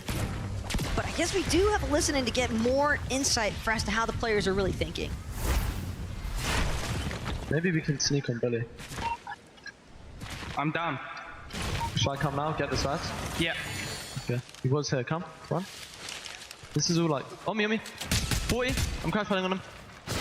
Yeah, I'm on you. Going from right side. Cracked him. Dead. Nice, bro. Don't worry. Got him. Nice find by both Pink and Vico to take down one. And that's a team. When they went down in Game 5 yesterday, they were in 24th place. They were forced to watch every team that got into that top 25 pass them and send them down to the lower bracket. King and Phaser, they're trying to have a second chance at life. Skits and Sorf is another one. Yesterday definitely wasn't their day. Today is a whole new chapter in their story, and this is one that I'm excited to see finish. But they're still stuck around both Greedy and Raru. Neither team really able to rotate just yet. And I think when push comes to shove, at least Greedy does have that rocket ram to try to get out of a tight spot. But if Raru doesn't have one himself, that could be possibly why they're waiting for the moment that the players above them try to rotate first. And everybody in this position is going to have to rotate because we get another far pull to the east side. So this is going to be huge. At the same time, though, you can tell that Skits and Soar, if they want a piece of the action, if they can make it happen, they know that their surge strategy has definitely been difficult to come by. So 1 or 2 eliminations right now would put them in an excellent position to just prioritize positioning.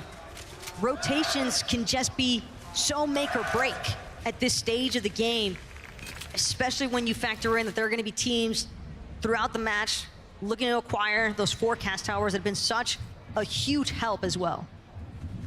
And you saw that stat that popped up, 1st and 25th, the exact same amount of points through these 2 matches as they were yesterday. And if that continues, you got to look at that threshold from when they qualified. 25th yesterday in the upper bracket, had 91 points. So that's the threshold they're looking to come close to, even past, to give themselves the best chance to reach our global championship final. First place is $1 million split between 2. That's more than enough money even I know what to do with. Well, it depends on who you're asking. True, I might just buy food. $1 million worth of food. Noxy, Chris trying to rotate away. Hen and Vasquez trying to make up for that last game. At least they have the Rift Island underneath their belt from Game 1, giving them a 15-point boost. They just have to try to continue that pace. They've done more than enough work in the first half. Sometimes it really feels like nobody wants to be the first person to shoot. When you can tell that there are so many other teams surrounding you, the moment that you sound off shots, it just draws so much unwanted attention. And then you have to split your focus. And how many times already have we seen teams where they try to separate a duo? Maybe they're temporarily successful, but even with that circumstance on the mountain north of Brutal, but more on that later. Because right now, Skit, Sorif, we're talking about them wanting to get a little bit more active here. Shot not going to connect in the way that they would have hoped. Maven Auto primed, ready to go here for Skits. He looks to reposition, wants the high ground over Raru and Greedy. Crouch walking, just seeing what he can come across here. Greedy, Raru, Got to be suspecting of who's going to drop into their box. Mavenado, shots are firing, but it's going to be Sorif who comes out on top. Ultimately, the tag team damage more than enough, and a nice, quick, and clean double elimination process here for Skits and Sorif. Like a double elbow drop off the top rope. Cleaned house, Fishy and DMK. Trying to go for Rift Island. DMK taking some damage. And that's the thing. Even though there's a lot of elevation, a lot of line of sights over on the top of Rift Island, for the players that are in the distance, for the ones that did build their surge base, that also allows them to go for those shots onto you on that Rift Island. So far, nobody really contesting it. Maybe one team nearby thinking about it, but I don't think that one's going to come to fruition. So for them, it is going to be a free 15 points, a whole lot of loot on top of that as well. And a pretty decent spot to look over the rest of the lobby. Maybe catch wind to players like Savage and Vadil, who've got their split bases right now. Not too far off from their initial dropping point as Vadil, Savage, or at least for Vadil's concerns, he seems like he's more primarily interested on trying to get some tags in on these teams in Mega City. And I like this approach, though, from Savage and Vadil, because they're both trying to just focus in on two separate angles to attack towards that territory for teams that are trying to base up on some of these buildings here in Mega City. They've already got their spot inside of the top 25 for now. It's all about holding on to it, staying consistent, but at least they got a ton of the hard work out of the way. MK, Papa, and Shalom. Kind of looks like a free rotation in towards the zone, almost 300 above the Storm Surge threshold. So for them, it's almost looking like smooth sailing for now. Not much to worry about, but as the zone continues to pull in that direction, if they don't get it, they're going to have to battle through some of these teams. It's looking like a predominantly dead side rotation here for MK, Papa, and Shalom. And the question is, how much surge were they actually able to acquire throughout that process? Because we've seen plenty of times teams, they'll have great positioning because of dead side rotations, but they won't have the surge to go with it. And then they're forced into moments of desperation where they're essentially forfeiting their ideal positioning and oftentimes their lives in the process, because what other option do you have when you've got that Storm Surge damage raining in on you? Man, you see Clicks looking towards the backside of the zone. He's trying his best to not to have to worry about that Storm Surge. Doing good so far, 259. Rapid and Batman Booger were the ones positioned behind them. You see them, the yellow markers on your mini-map down below. Since it is going to be in the storm, they're going to have to rotate, give up some of that elevation. That way they can save some of that HP and those heals for later on in the same game. Kaizen and Clement. A lot of teams kind of falling behind in this game when it comes to the zone. At least 4 of them right before our very eyes, taking damage. Each second pass is going to make it harder for them to try to survive. Forced to use a lot of those resources in order to get that HP back. But if you look at both Kaizen and Clement, they have more than enough heals to make it possible to get in toward the zone. Decent amount of teams also looking to conglomerate over at the Drift Ridge. When Racetrack is this poppin' and you see teams like Clement and Kaizen that have to run through that territory, you have to expect that it is going to be incredibly difficult to actually make it through unscathed. Or they might have a nice opportunity to look for some of those third-party circumstances. Only time will tell, but right now, the story for Fatch and Pamso definitely seems to be as if they are already situated, a really nice elevated position so far, well ahead of where they need to be. Vico and Pink could definitely be in some trouble here. Pamso and Fatch, they spotted out a rift far along that ridge, waiting for somebody to try to go for it. Probably being their plan A, waiting for the zone to pull in. That's where they're gonna put their eyes back on it. As King and Phaser, they're just trying to reunite, get the most out of those splashes. We've already seen King put on a show yesterday in the upper bracket with that sniper. Trying to do it here yet again. And you can see the difference in augments between the two teams. First shotgun is gonna have the commonality between the two, but now they get aggressed on that high ground. Phaser trying to reposition. That's AIM and Zazie, who aren't afraid to take a fight against Brazil's best, and they come out on top for now. King goes down. Another team drops in. That's Cal Gamer and 7 Man that take advantage of the third party. getting all the loot, all the resources, and they already had a good loadout as well. The MK Alpha over towards Relentless Retreat. They're just adding each tool to their tool belt. That's just salt in the wounds there. To have to watch your opposition just reap the benefits of your bounty. No celebration time for eliminations in certain situations. 7 and Calgamer, though, definitely more than happy for what they managed to stumble across. Other teams, though, that would certainly be happy if they could add a couple more points, a couple more eliminations to their count. Duke and Edgy, certainly one of them. Team that definitely struggled throughout day number 1, but here in day 2, hoping to have the resurgence in order to find themselves in that finals lobby for the Global Championship Sunday. Yeah, and you can see where the zone's heading on this game as well. Very, very similar to that last. We're going up mountains, down water. You got to be able to prepare for that, and luckily for them, it did just happen once before. They got to be able to try to mimic the blueprint if they did make it far, change things up if they did not, as Kanada and Agers this time around trying to rotate as a full duo, leaving nothing for one person to try to handle.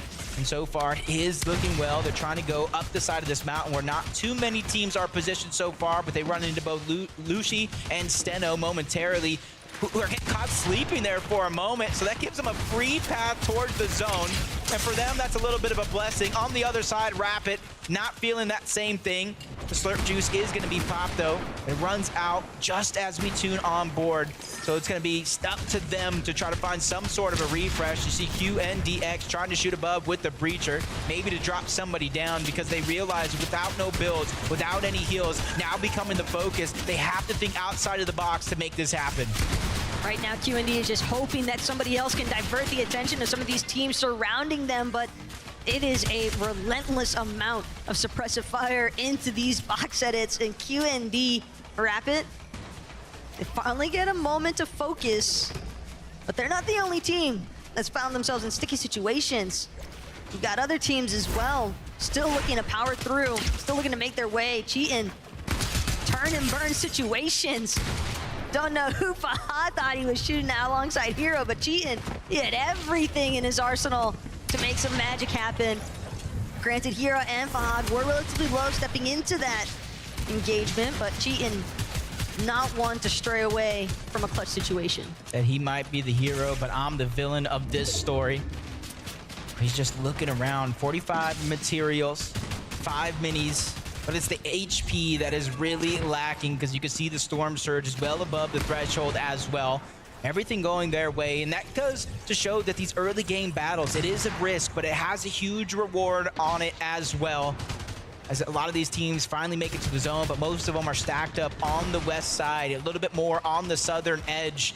As Batman, Booga, and Rapid, they made that rotation around Mega City, trying to dodge line of sights of both Clicks at Epicwell and everybody else on the side of that mountain. They've been doing a good job. They were at the top of the leaderboard, and they're holding on to their position. You see them there in 6th place. If they can continue this consistency, remember the 91-point threshold. It isn't official, but you got to imagine it's going to be close. But depending on where Batman Booga actually chooses to throw that business turret, he might be able to catch some of these teams off guard, or at least get some decent information. So much congestion, though, building up in some of these mid-tier layers. Mr. Savage, the deal, looking for a way to turf through. They know they're going to have to take some fights first before they can get anywhere.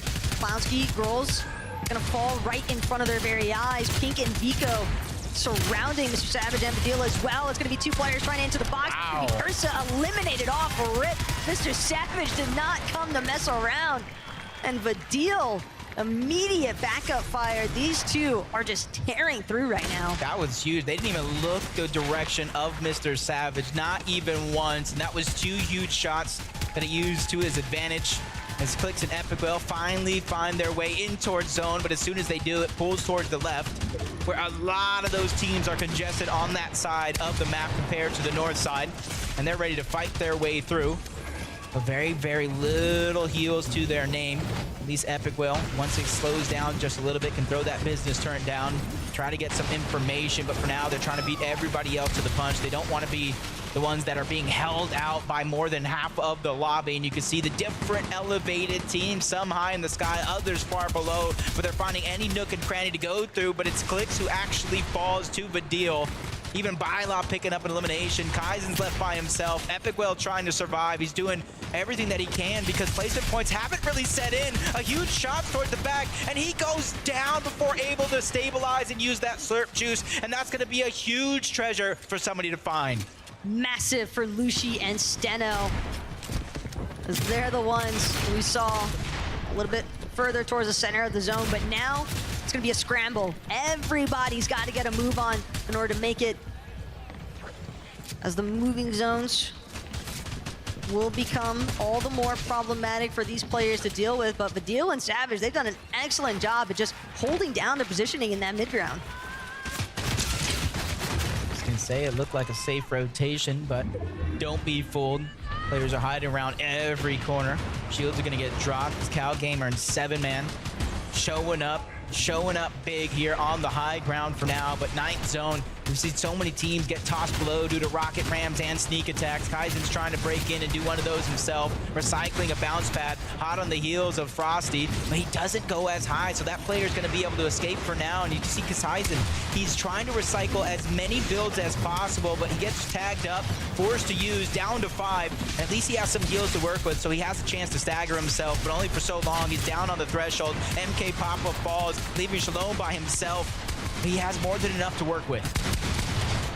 But that's only temporary, because 25 builds can be gone just like that, especially when there's so much pressure being applied both above and below you. Shalom just trying to figure out which direction he wants to go next. Maybe spotted out Hen directly next to his box for the time being, but Kaizen, he's still making the most of things.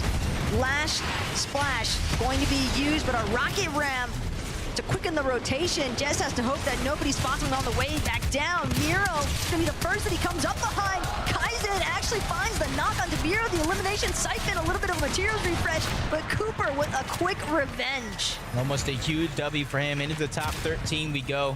Majority of the placement points have already been picked up to this point. But if you want to make sure you qualify, you got to continue going. Vidil under pressure. Mr. Savage said it himself. Vidil is someone I trust to frag out at the end, to pick up these points. If he has a moment to stabilize, he could get some HP back. Shields on top of that, but running out of resources, fresh out.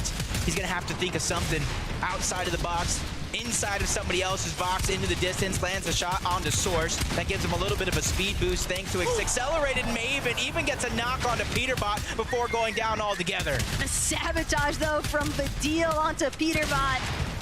That's going to stop Peterbot's run for the time being. Kanata, though, still keeping things moving right now, all by his lonesome. Doesn't have Aegis with him, does have a nice pick-off view, but won't be able to connect that Preacher.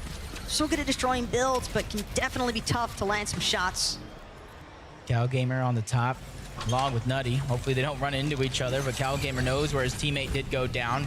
Even though the reboot card, some would say he's going after, but it's all that materials into the top 5. 3 players are running around as solos.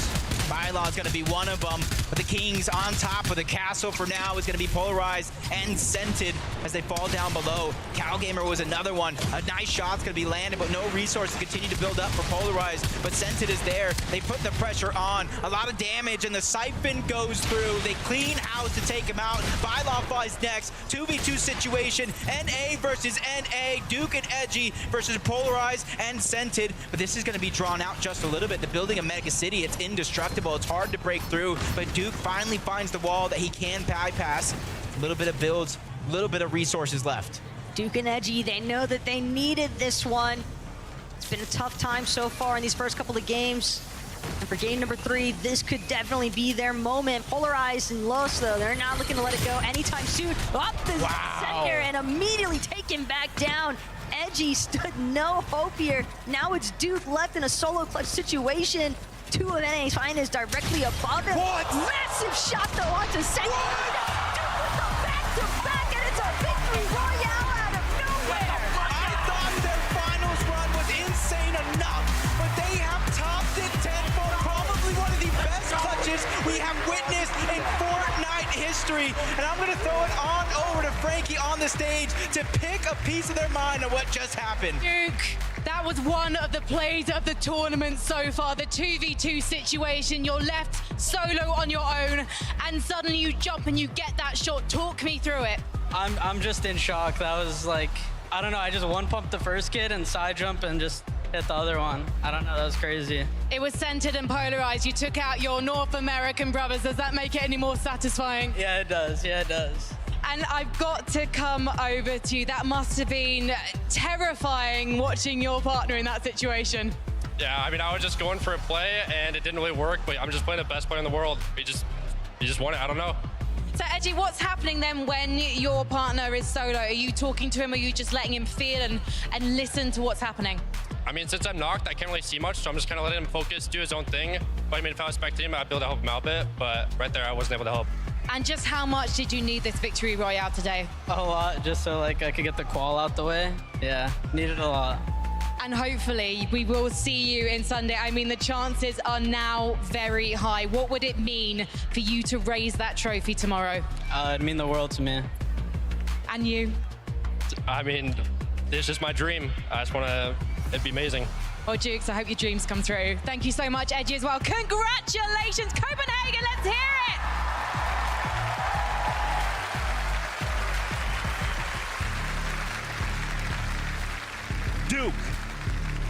Dukes, what on earth are we seeing transpire here on LAN? There is no world where stuff like this can happen, and Dukes just says, watch me.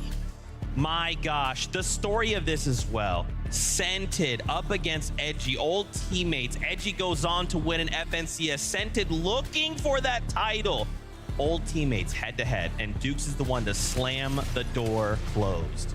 I mean, I think we all knew that Dukes had it in him. We've seen him perform on a high level for such a long time. To lose Edgy in this moment, and like you said, the edit with the one pump right there, the side jump, and then another was absolutely incredible, Levin. Yeah, I'm not gonna lie, I was getting ready to come up here and start talking. Gosh, that was insane. Let's jump to the standings. Remember, if you're just tuning in, this is the Global Championship. At the end of the day, we're looking to come top 20 to move on to tomorrow. Chubbs, Bryce, they started the day with the Victory Royale, and they have not let go of that #1 spot.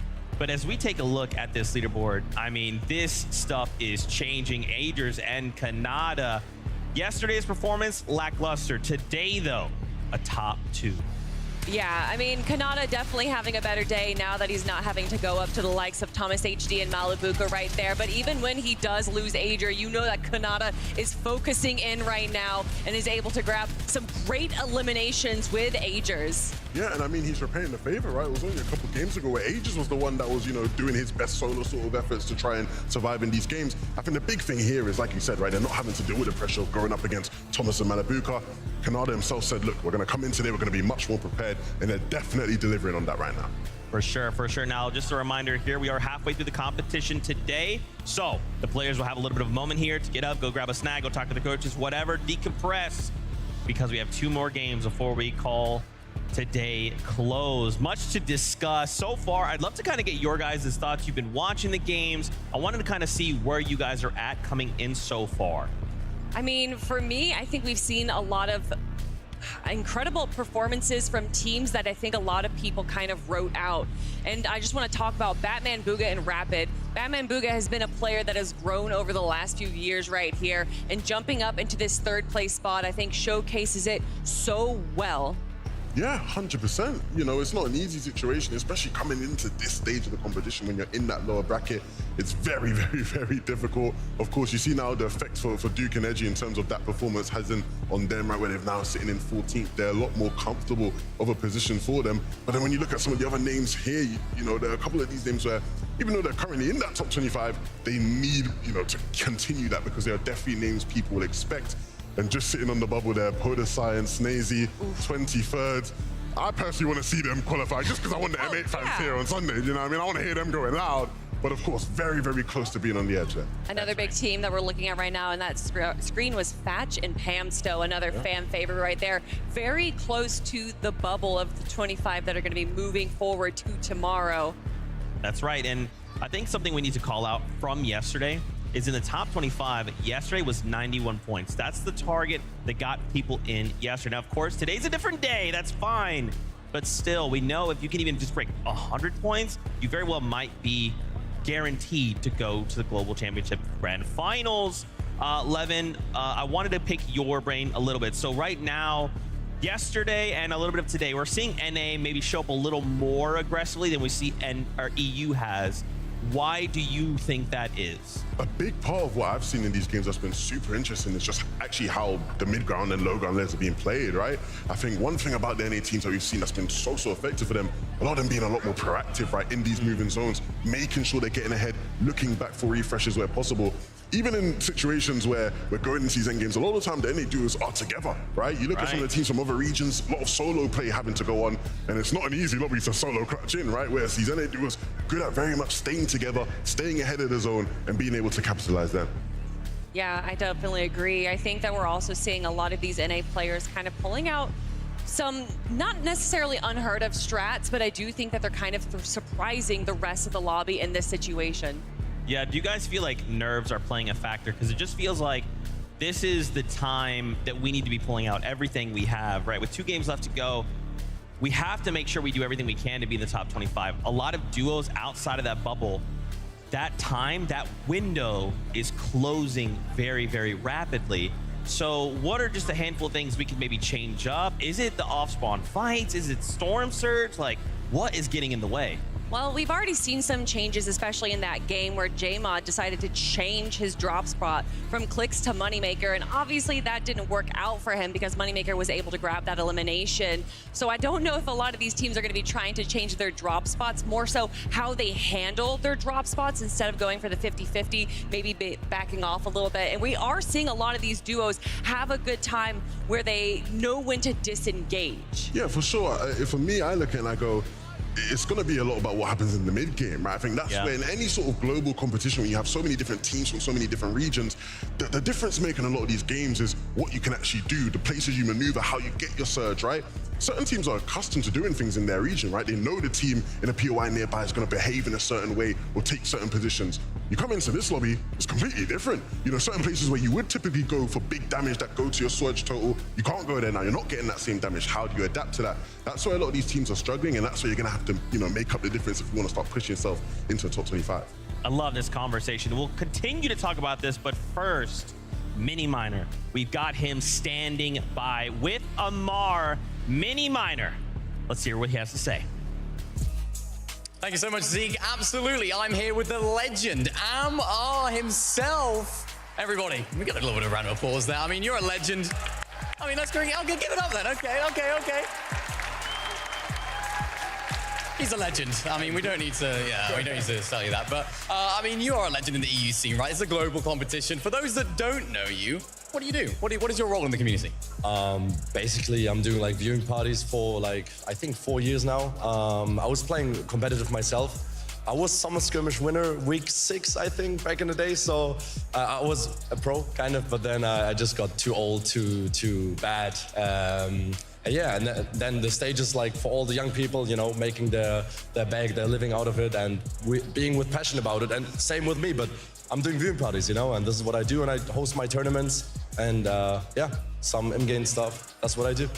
I love it. Now, of course, you are here in attendance doing a viewing party yourself. Tell me what you thought of the game so far. Have you been enjoying it? Oh, I'm saying yesterday was crazy. Like yesterday, every end game was hilarious. Like you couldn't predict who was winning, who was on top, and you know they're making clutches. This Siphon is the best invention ever. I think everyone should applaud for Siphon here in this hall. Siphon is the best invention ever because I think the clutches you can make with Siphon is crazy. Okay, sorry Epic Games for saying that, but I had to do this. But yeah, I think like today was also like really focused because like a lot of German players are playing right now, and I'm cheering for them. Vidil just qualified with Mr. Savage. Like, I just love this. Reason has to qualify with Janice, and Vico has to qualify with Pink. Same as Click, so, you know, I'm cheering for a lot of players. Hen as well, yeah. My boys are over there. That's great. Now, we know who you're cheering for. Of course, you're doing a viewing party. What has your chat reaction been like? Tell us, give us a little insight into those vibes. Who are they cheering for? Oh, same as me. I think that's why we're so similar. And also for the Frenchies, of course, for Snazy, Partizan, you know, make it up for them. Gentlemates, great organization as well, yeah. They're doing good stuff.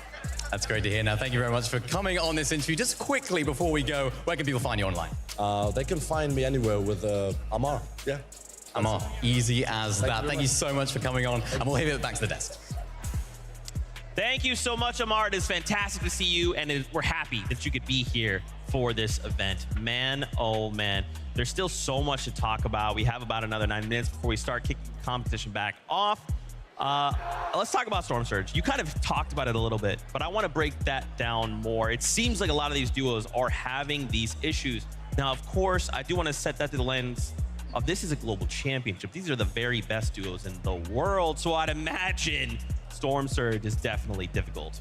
I mean, it's definitely difficult, but if we're going to talk about the best players, then we got to talk about Savage and Vidil, of course. What they did in game number 3 to deal with their Storm Surge is that they were able to kind of split up just a little bit so that they were getting better angles onto Mega City, especially with how the zone pulled, making sure that they had every position covered there. So I love that strategy that they went with. Yeah, it's a game of numbers, right? You know, you want to try to have that bigger field of view as possible so you have the chance to see as many teams, and it's no good just seeing them. You don't have to connect and hit, but it's Mr. Savage and Vidil we're talking about here.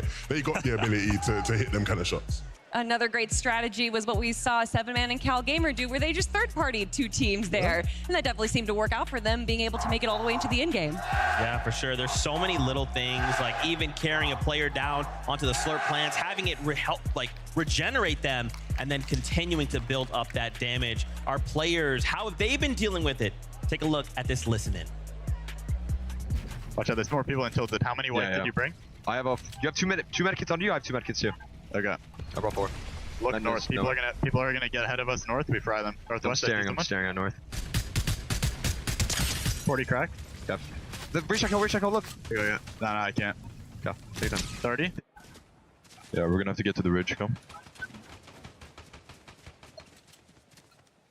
The peeking. Up. This is way here, and then we just crash pad, I think. We need to look for some surge. Wow. There's a team right here, by the way. I'm waiting for them to move.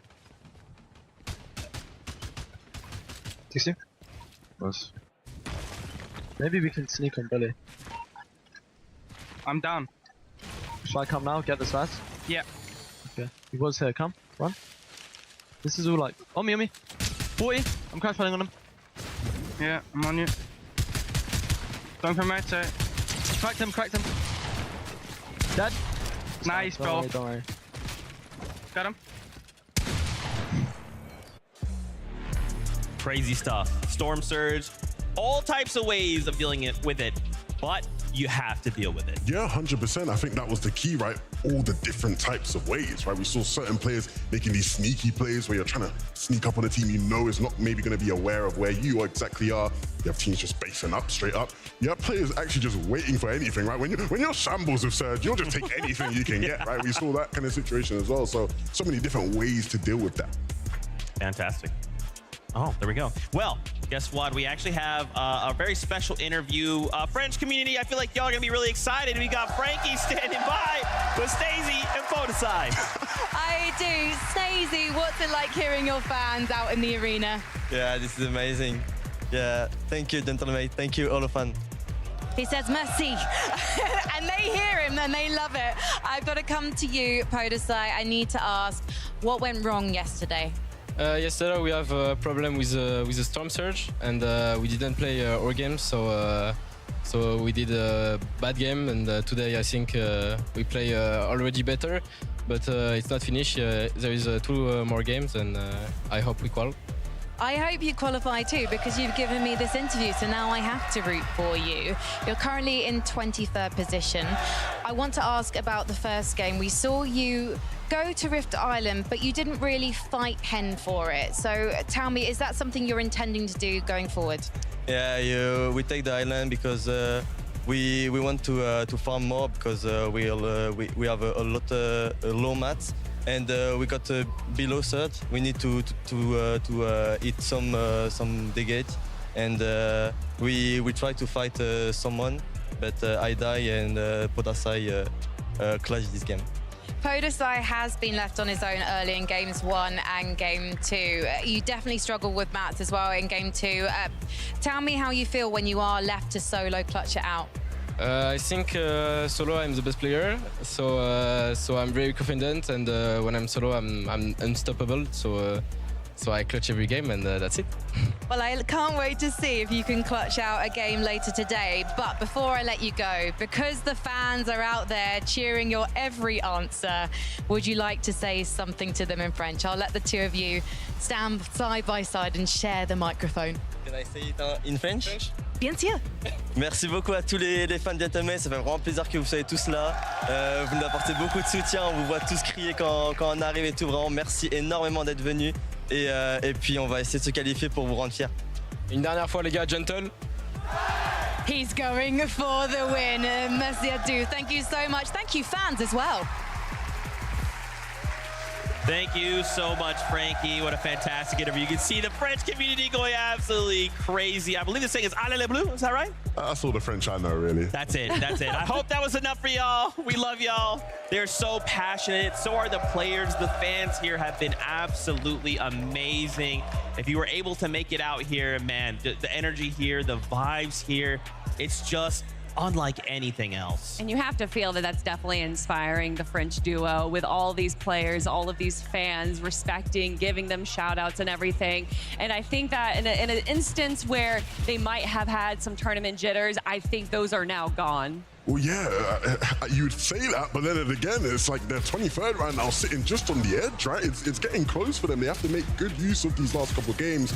I think they can do it, though. I think they've shown today that in a clutch situation, one of them is going to step up. Of course, it's been Podesai a couple times, but I really do believe in these guys and their ability to make it through. I mean, definitely with that high-set accelerant shotgun right there, he was able to not just grab eliminations, but also move through the zone as a solo player. Mobility is so important. So being able to do that, being able to just get a few more points with that was definitely beneficial. For sure. Another duo that jumps to mind, Janice and Reason. Amara actually talked about them on his recent interview. Another duo looking to end the day in the top 25. How do you guys feel like they've been performing so far on the day? I think you'd probably say they're near enough safe, right? I think that's what Amar feels. I think that's probably what they will be feeling as well.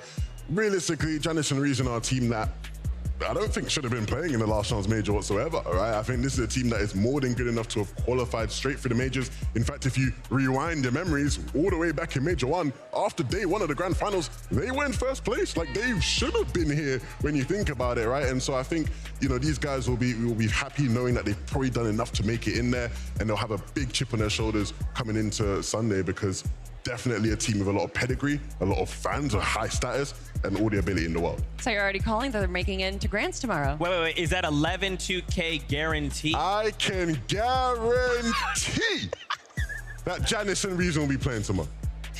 Well, we have proof. We have proof. The script is leaked.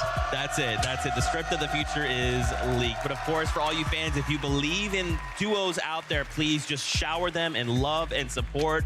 Tweet at them, send them, I don't even know, all kinds of messages on all social medias. Just support them, right? These are some of the very best players in the world. They've worked so hard to be there, be here. So please just send love their way. We are getting closer and closer, and all my heart can think about is that bubble, the pressure. If I am anxious, I know these players are. Well, I think a duo that's probably not too anxious right now is Chubbs and Bryce. And although they didn't have the best game 3 that we saw, I think they went around in zone 9, which again is pretty good after their performances in games 1 and 2 right now.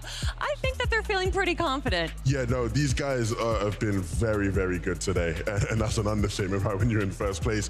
Chubbs and Bryce, they've just been so locked in, right? I've been to the player lounge a couple times throughout the event, and every single time I always see Bryce just there, grinding, locked in, ready, practicing, because they knew coming into today, they were not gonna let this moment slip past them, right? They came in with clear intentions, and they're showing that they're gonna be a formidable team come tomorrow.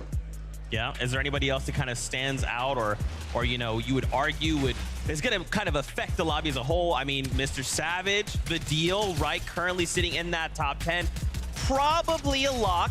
I'd say highly likely, 99.9%. Stop jinxing these My bad, Caster Curse, my bad. Nah, they are. Yeah. They're cool. Is that 11? I'm just kidding. No.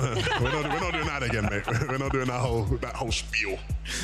But sure, you know, these guys being able to come through tomorrow, again, maybe a duo that probably should not have made it as far as the last chance, but it should have kind of gotten through before, but... One placement off, right? One placement off, right? In Major 2. How can we maybe see them affect the lobby tomorrow? I think honestly that they're doing a pretty good job showcasing their ability today right here. They've kind of shown a lot of strats that showcase why they are in the position that they're in the top 10 right now. I think they're doing a great job, and I think they just kind of need to keep going with what they're doing.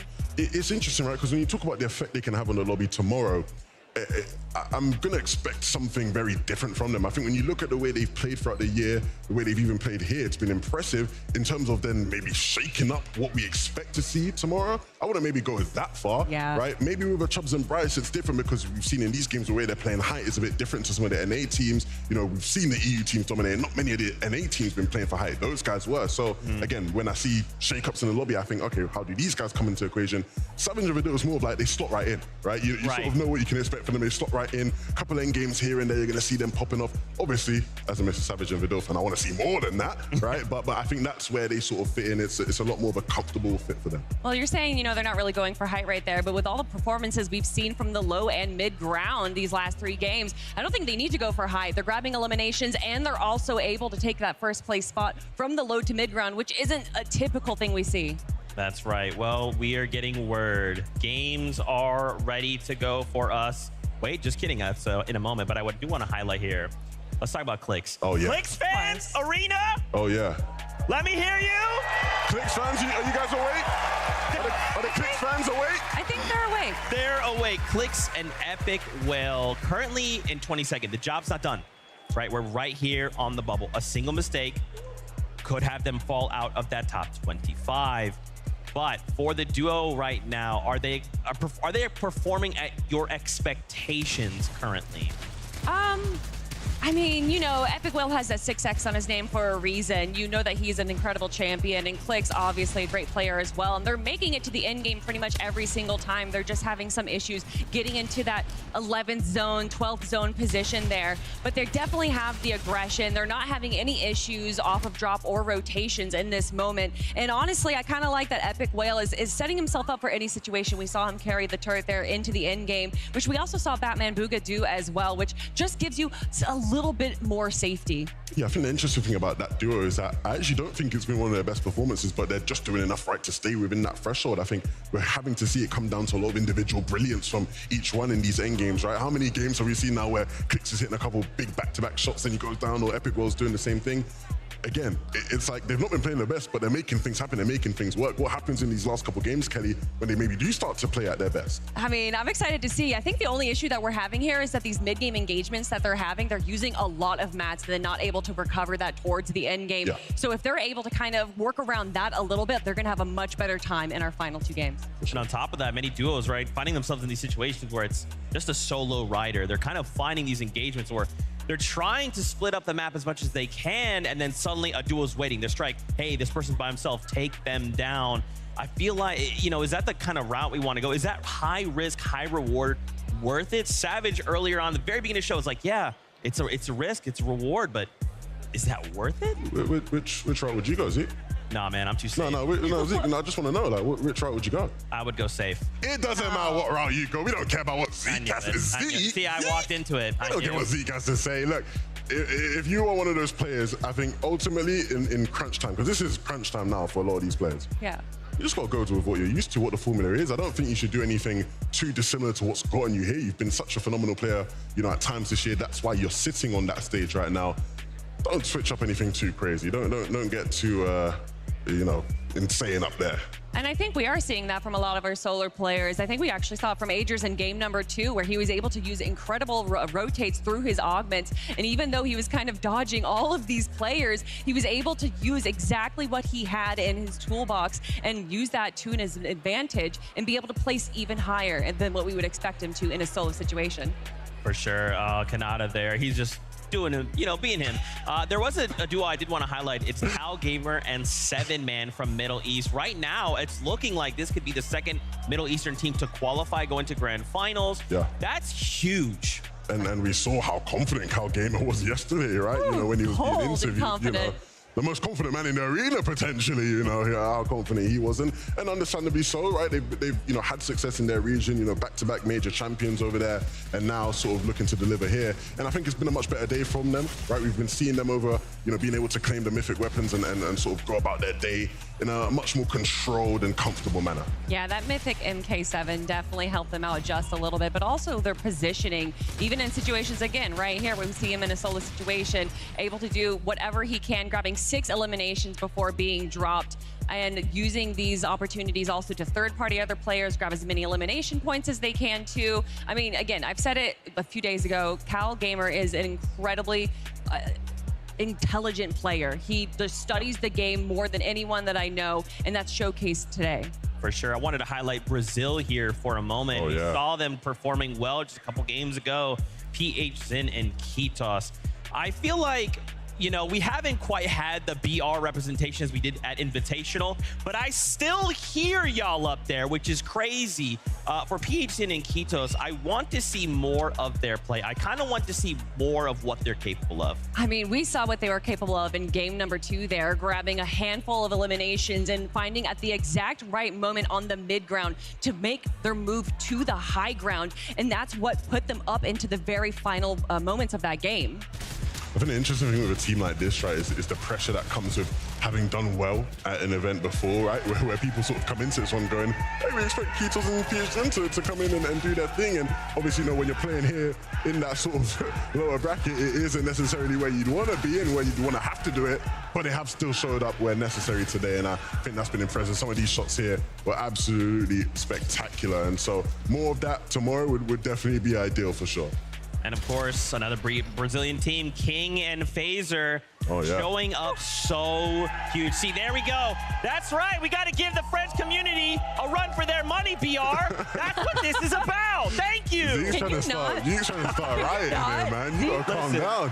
I just want, we all are here because of our love for Fortnite. And if that means we go crazy, we chant, we cheer, we laugh, we cry, I'm about that life. But for King and for Phaser, King has surprised me. I feel like for me, King is one of those guys, it just doesn't matter what his situation is in. He's like, oh, I've got nothing, doesn't matter. All I have is 2 sniper rifles, that's crazy. How about double headshots? Like, he just is so adaptable so quickly. I don't know how anyone could deal with that if they were to go all the way. I mean, we saw King set himself up for success as well, and I just think that it hasn't really worked the way that they've wanted to just yet for today. Obviously, we saw the incredible snipe headshots yesterday, and we saw him again earlier on in the day today with, I think it was 2 snipers, so he's definitely prepping himself for that moment once again, but he's just missing the mark a little bit. Yeah, it's interesting, right? Because, again, it's like the highlight plays have been there. You know, no doubt about that. We're getting them highlight plays. But we want to see more by way of the actual standings on the leaderboard, right? 43rd place. We want to see them a lot higher than that. We want to see them competing tomorrow, ideally. For sure, for sure. Is there any duos that are standing out to you we haven't had a chance to cover yet? I mean, Batman Booga. I've already talked about them, though. Okay, yeah, you can't. Get with the NA West. Kelly's always like, yeah. Any opportunity. Talk about a duo? How about someone for NA West? you know what? We talked about them yet? I don't know if we talked about them. Okay, all right. What do you want to talk about Batman Booga besides him being incredible? He's incredible. That's all I wanted to say. Any opportunity to bring up an NAS team. Let me just bring up a random EU team. Just bring up any EU team and let's just talk. You know, that's why I have all of you separate. It's like I want to talk about NA. Yeah. It's like, oh, Vivid, where's he? NA West. Kelly, where's she? 11-2K, Mini Minor, EU. It's just an easy little moment there to do. I wanted to kind of highlight here a listen in from Dukes and Edgy. Wanted to see and catch up with their comms in one of their plays. Take a look. 3 minis. I'm like pretty shammed. We just crash bed in from here. Okay. Look for surge. 55 above. Look, hard left. Got cracked. 30 blue. Yeah.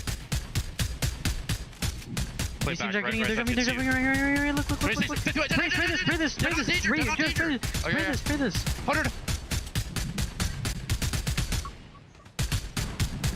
33 white. Can you crash on us? Yeah. You ready? Yeah. I'm doing it. It curves to the left. I'm in. I got 2 kills there. Man, I still just cannot believe that moment from Dukes earlier. I just look at Edgy going, oh my gosh. We did not get to see that before. I'm so thankful we have a million cameras pointed at the stage because, man, just to celebrate and bask in that moment, like a victory out. Let's just be clear here. Your duo doesn't always need to get a victory out to place high, right? Consistency will always be king. But man, does that victory out feel good, especially in an arena like this, in front of these fans. Yeah, that's the joy of a man who knows he's been saved at the end there, you know? when Edgy went down, he was thinking, oh no, it's 2v2, I've just gone down, oh my goodness. And then Duke clutches and he's like, let's go, you know? He realizes in that moment, like, everything went to plan, you know, nothing wrong there. And of course, right, both incredible players, you know, we saw them during Major 2 and they won. And a lot of people, you know, sort of looked at them and went, yeah, man, it was a bit of a fluke. I don't know how these guys did it, but they're here to prove people wrong, right? You know, it wasn't a fluke. These are very good players, top players within their region. And I think they can keep hitting shots like, you know, Dukes was hitting towards the end there. Boy, oh boy, we're going to be in for a treat. Yeah, it was absolutely an incredible run. Dukes himself just didn't seem like he even knew what he did right there or how it happened, but he should be feeling good after that. Just like an instant, like instincts take over, snap headshot, victory out. Just another day in the life of Dukes. Now, a duo, I feel like y'all Danish fans would be excited about Steno and Lucy. Looking to qual here. Yeah, Danish fans. We got Danish fans, BR fans, French fans. We got it all. Collecting them all like Infinity Stones. Fantastic stuff. But these guys right now sitting in 8th place. Talk to me about this duel. Maybe some fans are just tuning in. They've had a kind of a long day. They want to catch up on some Fortnite. Talk to me about it. Listen, Steno and Lucy started the day off strong, and I'm ready to see them in game number 4. These guys do what they do. It's typical Danish duo, very consistent, very efficient in their actions, and they're delivering today.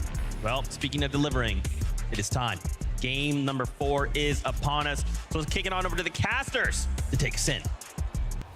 Thank you so much, Zeke. Great games we've been having. I'm joined with the great Monster D-Face as well. Hey, man, listen, when you see us, you know the games are just about here, and it sounds like we're going to be gearing up here shortly. I can't wait, especially after those explosive clutch moments from Dukes, and it sounds like game number 4 is ready.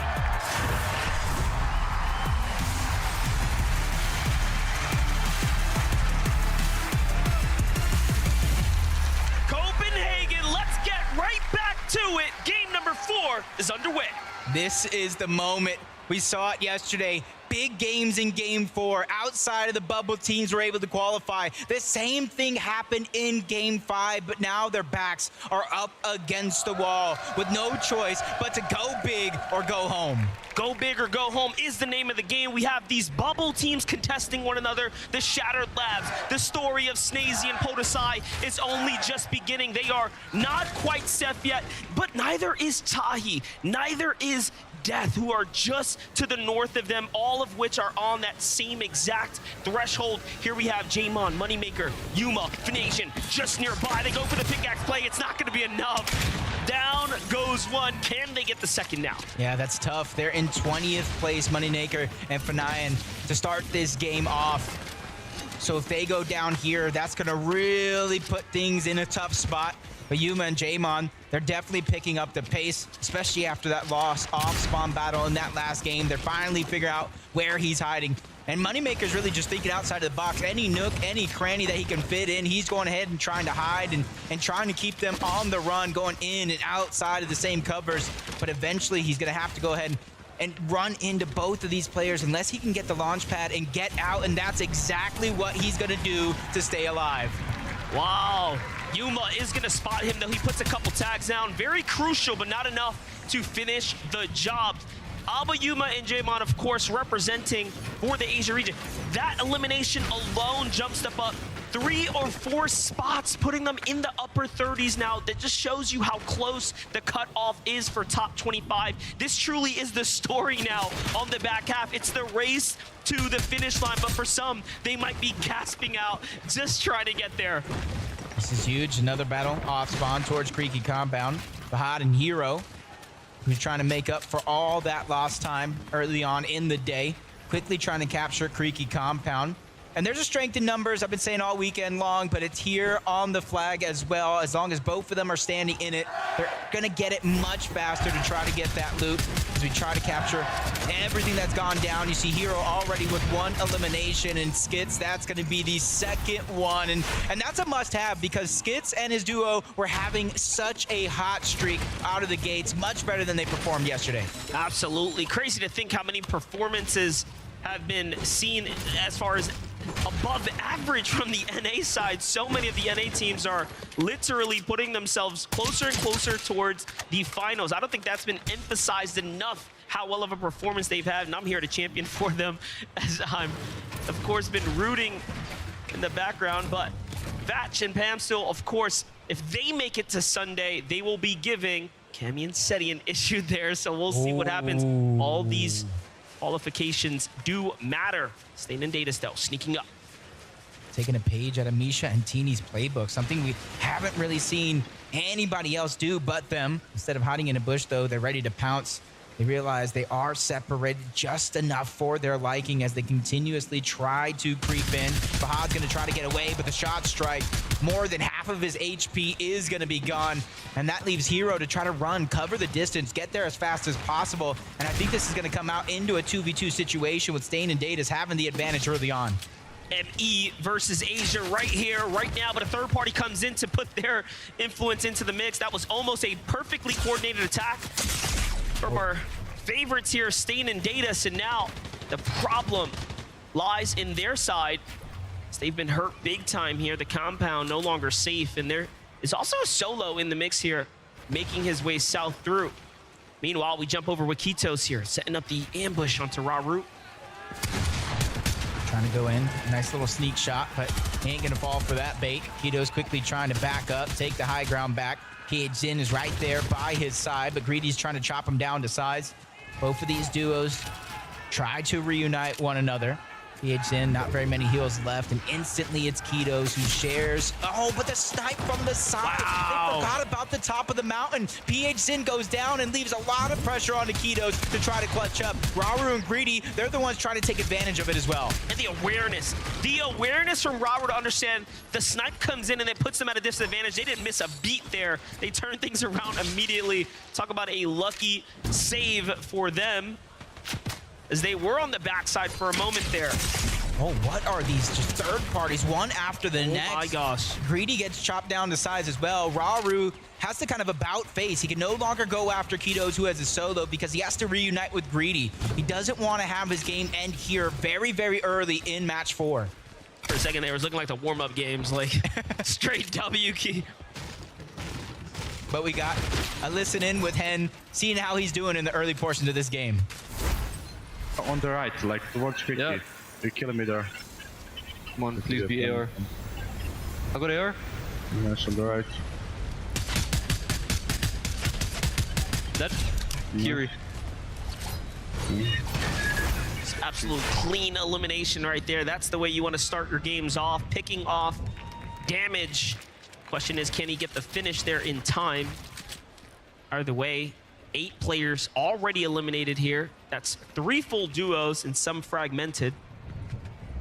Let's take a look here. Zone going far north. Things mixing up here for day 2 so far.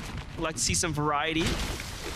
Yeah, we've definitely seen some northeast. We've seen some southeast. Now we're just going to have a straight north for now. It does have a little bit of a western lean, but it could definitely center up. Figure out where it actually goes later on in the game. But Bully and Shadow changing up things just a little bit. Don't want to go against Peak and Vico far too often, but that's 7-man and Town Gamer that they're going up against, and they're on a hot streak. They're on a hot streak for sure, climbing up that leaderboard to try to get their spot into Championship Sunday. And all Shadow wanted was a couple of tags thanks to that surge, and now he's going elsewhere.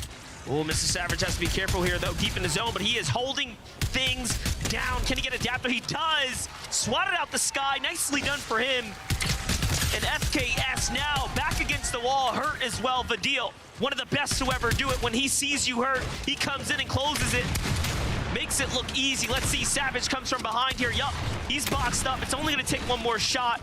FKS is fighting. He's fighting hard, but for how long can he last? Yep, quick moves by Mr. Savage as well, dodging a lot of those shots. Okay. Might have cursed him there, but he goes down nonetheless. Vidil is the one who gets credit. He just took too much damage, starting to get that reboot off. He goes down to the storm itself so early on. But that's Vidil and Mr. Savage. This is what they've known best. Even though they wanted uncontested, well, they got it. Best part about it is they need those points to continue to give them the cushion to go ahead and stay in the money, stay in the save zone. It's nice to be in top 4 now. Should be all he needs. Take a look now at Batman Booga. Rapid, of course, a favorite. Mene puts in a lot of work here, but Pink on the other side says, hold that thought. We got action, and we have it now. Finds Rapid there. The duo of Batman Booga. Now back against the wall, just a solo here. We'll have to retreat for the moment as there is a duo lurking above. I'm waiting for this third party. It's actually Kaizen and Clement who are trying to go ahead and use those berries. So that way they don't have to use too much of their own heals. It is working out. That could be the distraction needed for Batman Booga to try to stay alive. And for Pink and Vico, this is a moment for them to stabilize themselves. They started this game in 32nd place, almost a repeat of yesterday with 2 chances left. They have to lay it all on the line. No regrets, no excuses. The time is now. That's right. Fresh duos rotating in the surrounding vicinity as well. Clement's going to go on up. They say, hey, look, we got the solo singled out here. I think we can go ahead and take advantage here. If they do just that, could put them in the position to have the surge they need. There it is. They trap him from underneath and force him out the box. Batman Booga expending all the metal now. Backs into a corner. The double shot comes through from Kaizen and Clement, and the synergy here, you have to respect it now. This Elam is worth 4 points. They want to close it out or give it back to Vico, potentially now. And Batman Booga will not give it up without a run for it. Kaizen and Clement secure the deal there and earn themselves 4. They got to be careful, though. Now it's Pink and Vico territory. A lot of that real estate is going to be owned by them, and they know it. So Clement and Kaizen immediately get out, build some fresh spot for them to go ahead and try to regain composure. And with the zone pulling forward, a lot of these teams are going to have to continue to rotate towards the north side of the map, which means Pink and Vico, they have the advantage. They are full health as well. They have all the heals, so they either could stay, try to camp above Clement and Kaizen, or try to rotate first and hold them out nonetheless. Pink and Vico do need several more slots to go. You can see they're just holding that 30th placement. That's with the 4 that they earned this game off the elimination. So truly and surely they have to get more elims. More importantly, they have to stay alive as Vico is severely damaged here. It's Clicks and Epic Whale setting up the ambush nearby, and they would love to pick up some of that sweet material, but no, instead going to prioritize to rotate out. It's going to come at a welcome surprise, I think, to Clement or Vico and Pink there. They were definitely damaged. I would say I do like this change-up coming out of both Clicks and Epic Whale. It was in that last game. They were stayed too far in towards Mega City to let all the other teams bypass them. So by the time it was their turn to rotate, they just got held out. They got separated and taken down as Chubbs and Bryce land a monster of a shot. They don't want to continue this fight as solos. Bryce is yet to go ahead and reunite with his teammate. So that's going to be Chubbs just backing up. Bryce, he has his shoulder. I'll watch it. You try to get out. And it's a fight for the forecast tower. So it's definitely something worth the risk if you're ready to gain that reward. Chubbs and Bryce have had an incredible showing, as have Shalom and MK Papa every single time I've tuned in. They run into pings, quickly bounce back. He doesn't want to have any of that noise. He is a solo, so he's probably looking for a least contested part of this zone to try to go ahead and get his teammate back. Let's take a look at these elims here that MK Papa and Shalom picked up, because the significance here, they go from top 25 to top 20 here by eliminating Fatch and Pam here on the rotate around the storm line. A very significant pair of eliminations for them here. That could be the difference to their Sunday ride. But now with Fishy and DMK also at 3 elims turning online, they find Epic Whale, and that's a huge punishing blow, forcing them to stop now and heal. We already knew they didn't have many white heals. That's why they were playing the shrooms. So now Epic Whale is truly hurt. Yeah, this is going to be tough because they don't have the elevation as well. Luckily, though, they are by this Rift Island, so a couple of teams might try to contest it, which leaves an open path somewhere for them to try to find and try to get on track. They started the game in 15th, then they moved up to 10th, but at that last game, they fell all the way down to 22nd place, and the time is definitely ticking for a lot of these teams to claim their spot on that battle bus for the grand finals. Well, Jacob, let me tell you, the 3 or 4 duos I see nearby all absolutely need this Rift Island, and if you think back to that content piece, this is when it is the most dangerous. You have to be the most cautious going for the Rift Island right here, right now, because you know those 15 points are going to be worth fighting for right now. Datus and Stain recognize that Chubbs is hurt here. They try to go in, but Gab0's not missing a shot at all right now. A very, very great job.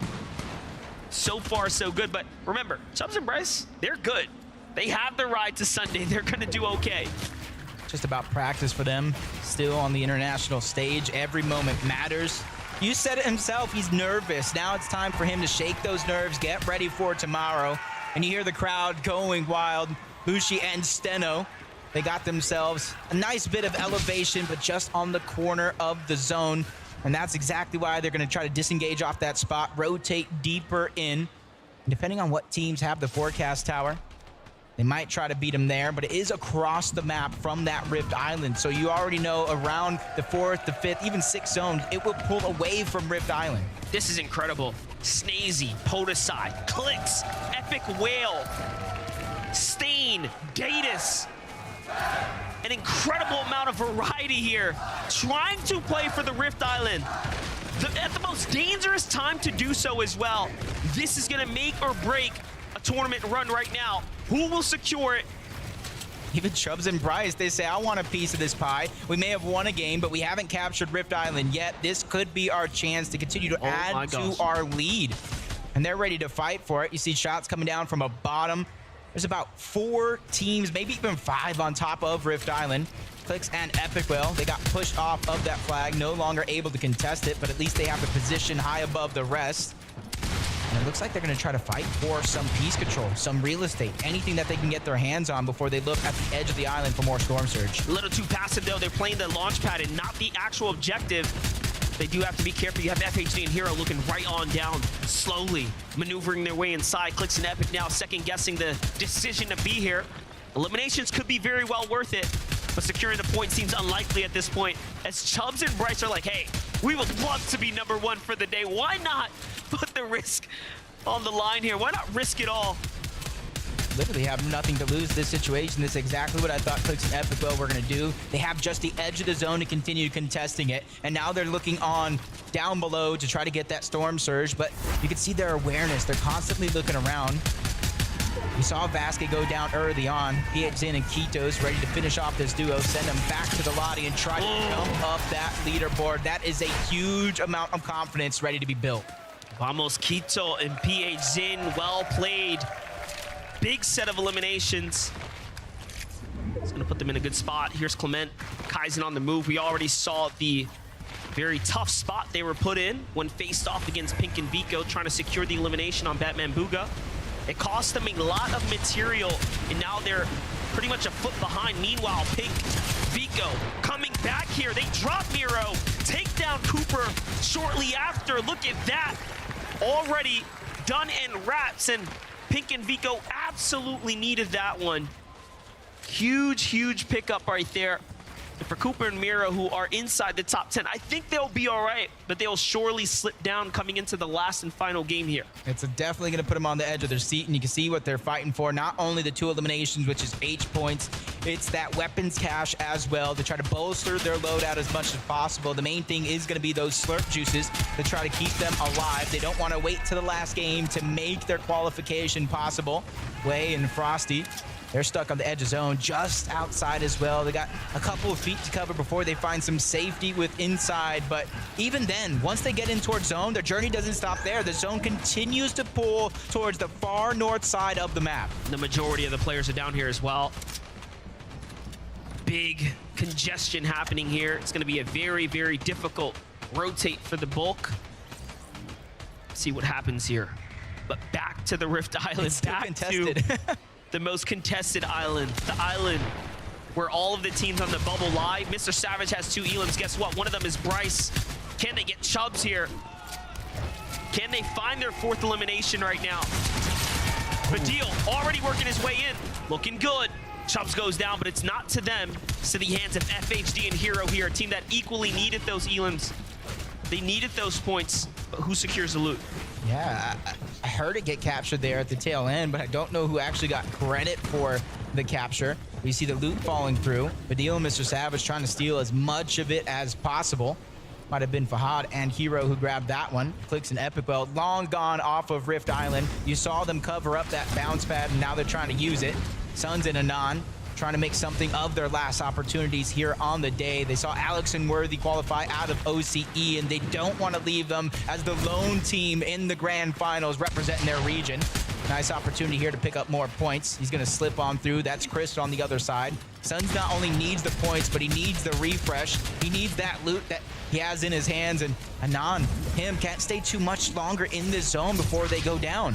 Also recognizing the additional damage turning on here. Look at how quickly they're falling underneath the Storm Surge. Storm Surge will, of course, turn on just about 10 seconds. Start dealing tons of damage to the lobby. Huge tag right there, though. That might be a game changer. No, it's only worth 100.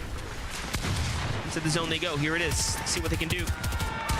Hero's right next to him. At least Suns made it in, giving him a shot, but Storm Surge taking him down. One more tick before he goes back to the lobby. Wow. He's doing what he can. 40 below, and he barely goes above by 81. The risk versus the reward. At least he stays alive.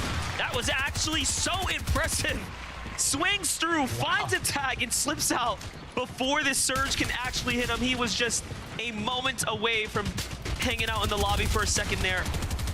But trouble still looming. Trouble still on the horizon here. Pink and Vico don't stop, though. They are looking to make the dreams and wishes of their communities come true as they're coming right back to it. Let's relive the moment. Let's recapture that. Vico walks in, takes down the 2 from the side. He gets both elimination credit there, and look at that. Feeling very good about it. I mean, Pink said it himself. What do diamonds make? Well, it's actually diamonds are made from pressure, and he's feeling that pressure now in the moment, using it to fuel himself. I think this might be one of the best games they've had all weekend long. And Monster, at this stage in the game, there are more teams alive outside of that top 25 bubble than teams that are inside. So they're trying to take these last 2 games of opportunity and really push themselves to the limit. Really changing the narrative right now. Pink and Vico are in 28th now. Right there, really trying to change this whole story around. Half the lobby has just about been eliminated, including some of our favorites, like you said, up inside the top 10. Most of those teams are down and out, so this is really going to allow the funnel of points to flow south to the bottom of the standings, which is going to make the final game that much more tougher to break through into the top 25.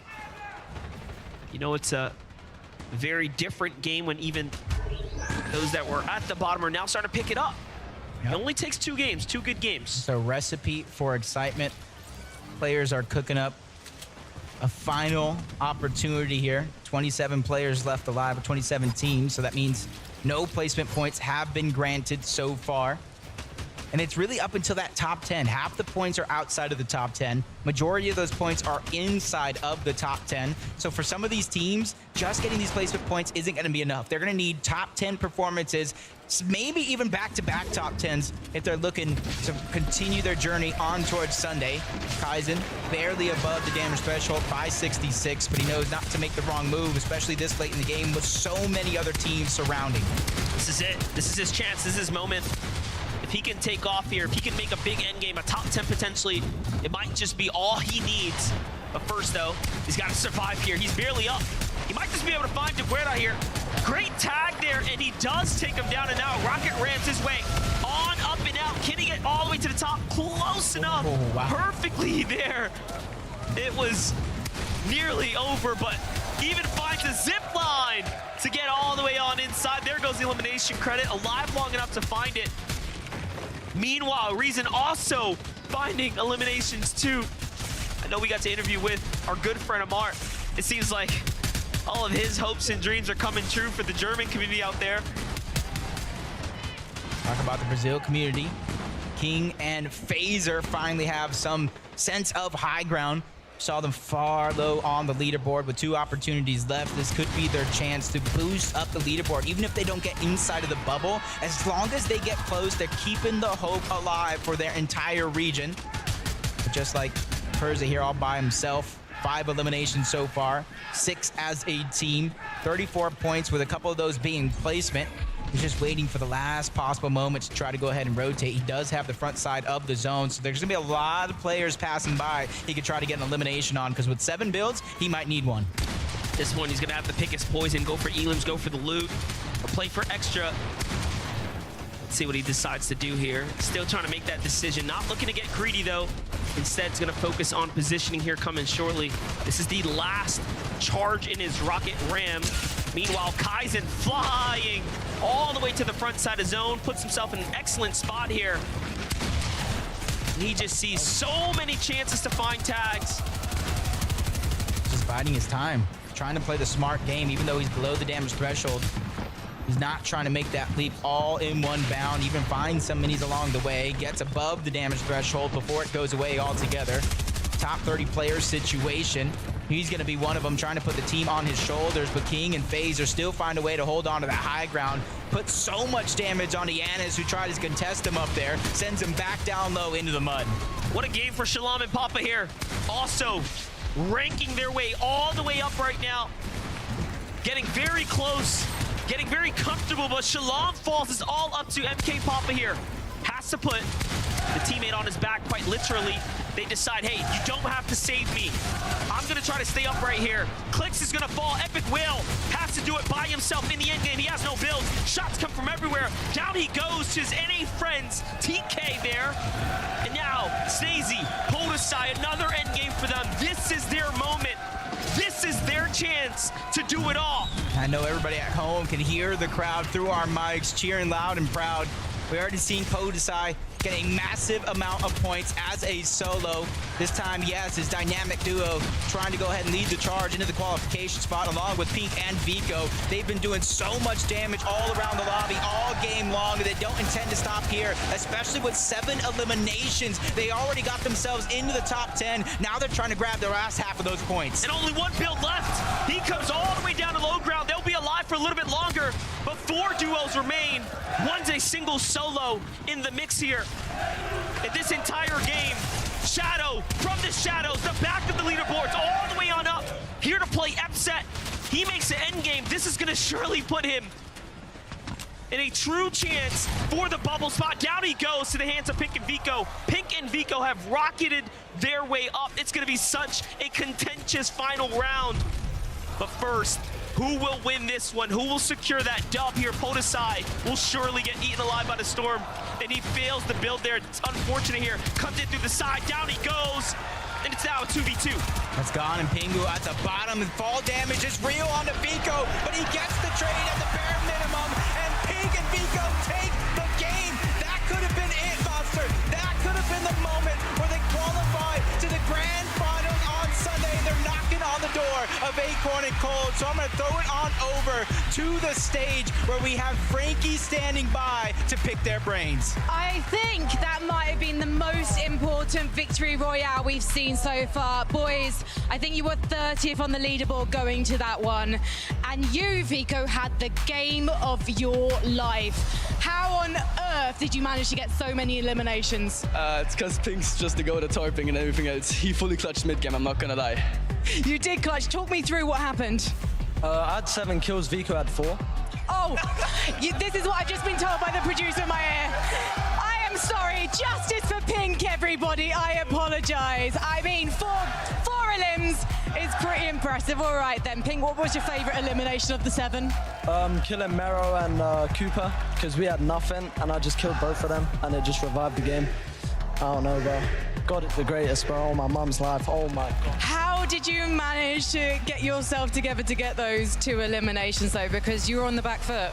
I mean, a duo like me and Vico, like, we don't need loot. Like we have the fragging capabilities over the course of the last 2 days. We haven't been able to show it. But I just told Vico, just keep a positive mindset. Like no matter what throughout the game, don't give up. We'll get them kills. Like we're good enough. We got them kills. We came back and we won the game. I can't lie. I knew that we would qual. I just had to put the belief into Vico. Why do you think it did take you so long to put up the performance we know you were capable of? We were struggling with Surge a bit, and we kind of choked some mid games, but we got it now. I figured it out, and yeah, it's gonna go better now. I did speak to Pink yesterday about how you became this unlikely double act and how he's taught you a few things in game. Why don't you tell me what you've learned since joining this man? I've learned how to use my brain actually, and not just like use my capabilities of being able to fight and my mechanics. So I'm actually thinking more now, and I'm capable of using my brain cells. So I'm glad you've learned to use your brain cells. I've got to head back to the desk, but before we do, I know your mum is in the audience. She's always by your side. Have you got any words for her?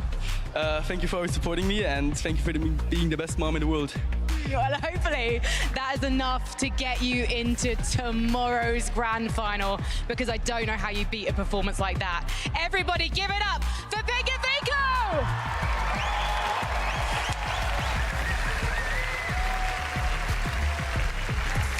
Let's go. As they stated, they've been trying to put up this performance for 2 days, and now what a better time to do it than on the penultimate game.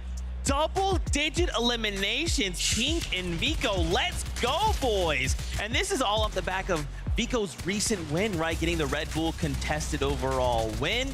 Now, I mean, I don't even know what to say, Lemon. What do I say here? It's just spectacular from these two. The game sort of started, and they were lingering around that 40-point mark, and I was looking at them and I was going, I don't know how these guys are going to call right now. It's not looking good at all. I was getting really worried.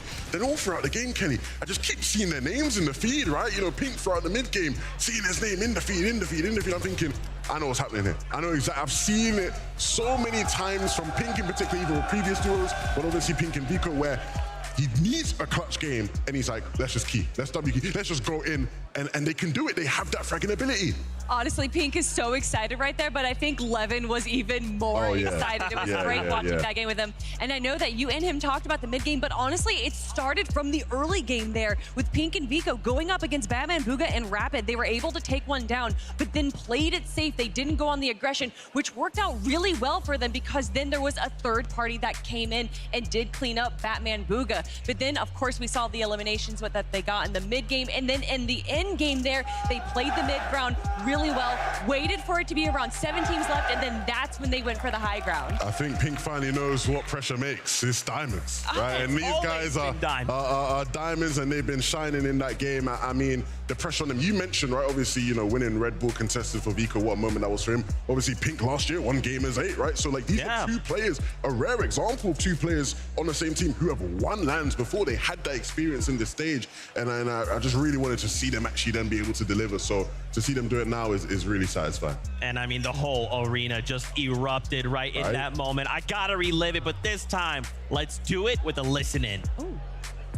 50, 30, 1 HP, 150 on him. The gingerbread. My wall. Coning. My wall. Cracked him. Go, buddy. Just play for body, play for body. Get it. Pop big. Give me mats and I'll lead. It might be a solo on height, by the way. We have height. Okay. I think so. Yeah, we have height. Spray. Pop big, I'll spray. I've zero build. Take my scraps. Go Right now. Top 3, top 2. What, 2v2, we should drop down and get side pump. Drop down. 50 wide. Let's go!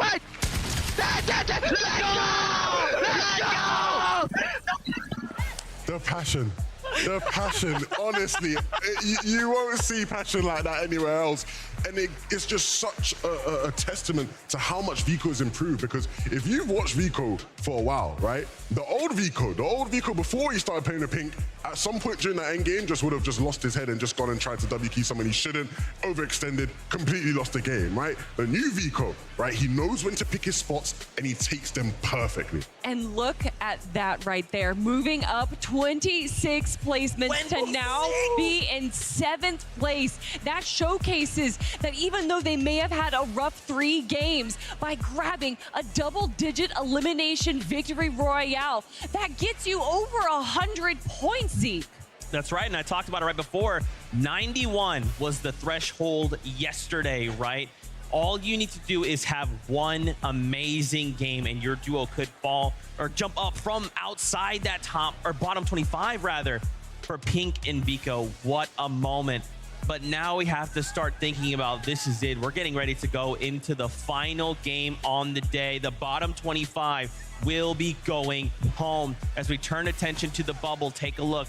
Frosty, KZ, and Wei sitting on 84 points currently. And just start to look out at these names. In 30th place, Moneymaker and Fanyan. Anytime we've seen these guys on a screen, this arena has gone wild. Oh yeah, and then deservedly so. What an incredible duo right here. And all they need is just a few more points. With this being the final game of the lower bracket, I don't think that they're going to be doing anything too crazy. I think they're just going to be going with what they know best. The pressure truly is on right now. I wouldn't want to be them. Look, I love, high stakes moments, but I love to watch them. These guys are in it. It's going to be tough. I'm getting word. This is it. As much as I want to break down more, we are ready for the final game of the lower bracket. So Marina makes some noise as we go up to the casters. This is the final countdown. It's almost like these are gladiators in the arena right now, putting on a show for us and everybody at home. Yeah, that's right. And that last game really has crunched the standings here. It's going to be so difficult now to make it into the top 25. Here we go.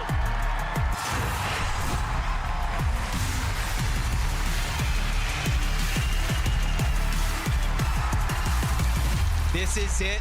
The very last chance for any one of these teams to try to make it to Sunday and keep their dreams alive. They got the Axe of Champions up for grabs, the lion's share of $4 million. And I think just as important for these competitors, calling themselves the best in the world when it comes to Fortnite. That is absolutely correct. The standings, the minimal points required will probably be much higher than 91 because if you compare the top points from yesterday to today, it is so much more closer. That threshold is much, much tighter. This is by far a much more difficult qualifier round to get out of. But first, Yuma, Jama, Moneymaker comes in. Looking sharp as ever here. Gets the first tag, but his teammate is also hurt. Swings around. Can he go ahead and put it all together here? This is a big battle for both of these teams because this decides if they have even a chance to keep themselves alive, and they immediately get a disengage from Jama and Yuma. Moneymaker's just hot on the heels though. May not know exactly where he's at, but by going this route, he knows now he has to be in that direction. He spots him out at the tail end on top of the roof. Shots gonna be fired. Jamon taking a lot of that damage. Fanayan there to finish the job. They keep it alive, Monster. What a well-played elimination right there. Comes in, finishes the job. Nice and easy this time. The shoes on the other foot. They are here to change the narrative, change the story, and they have an actual chance. Well, we already know. You can be all the way at the back. One win can potentially take you to the top. Yep, and with some of these teams already have their ticket on that battle bus ready. We've seen some reckless play to try to defend their drop spot, but a nice shot from Anon and Sons to deal a load of damage on their opponents. All about how you capitalize on this opportunity now.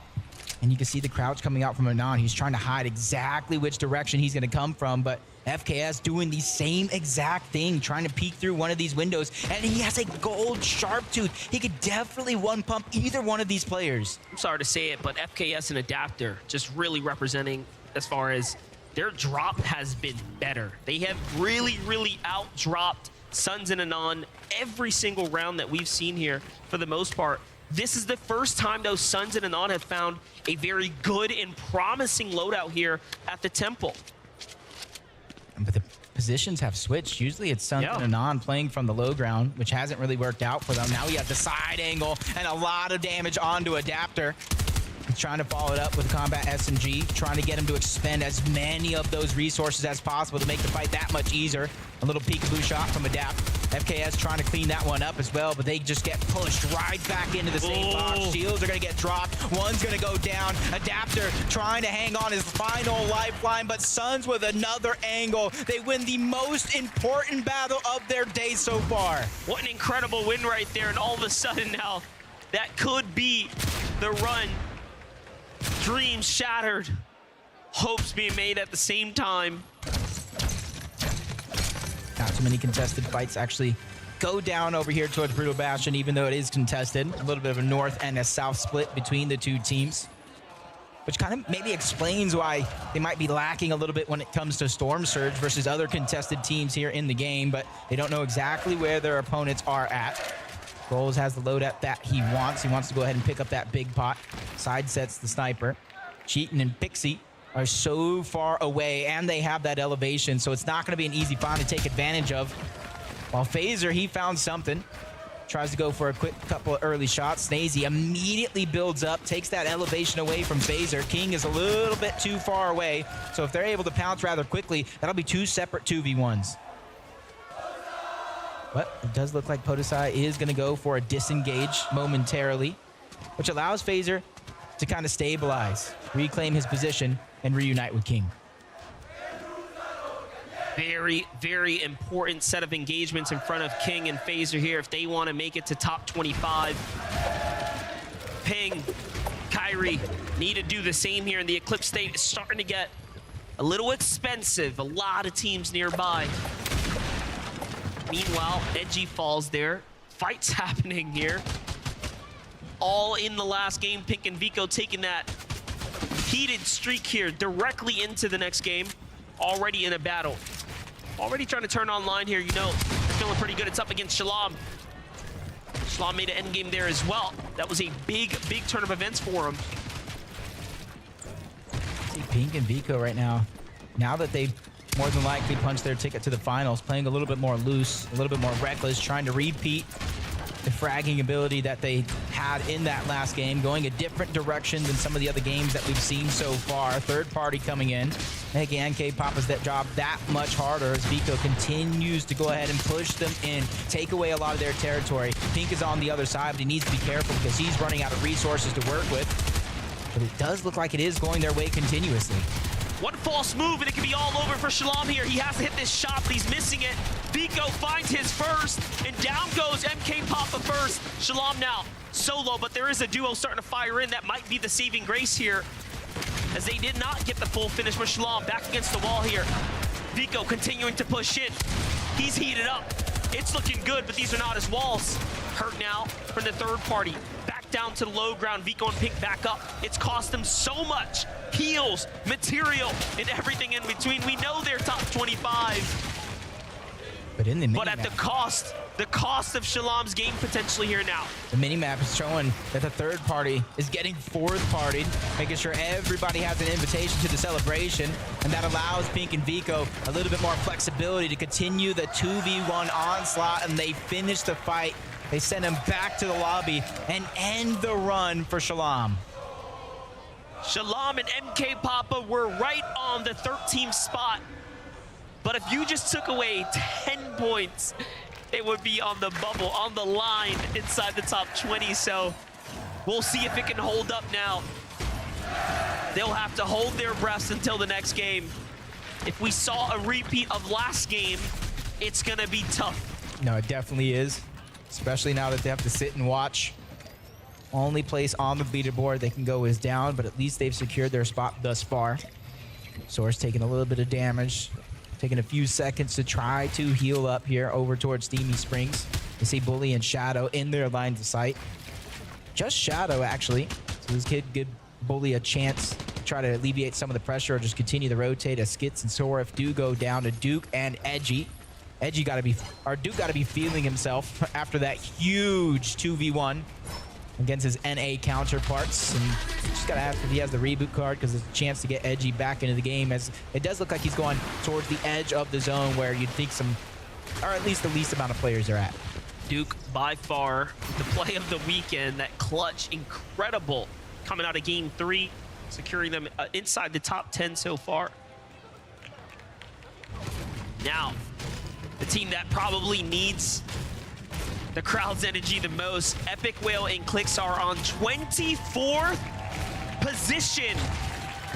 And we want to emphasize, to get out of the lower bracket, you have to get to 25th position or better. They are just on that line. One mistake, and it is over.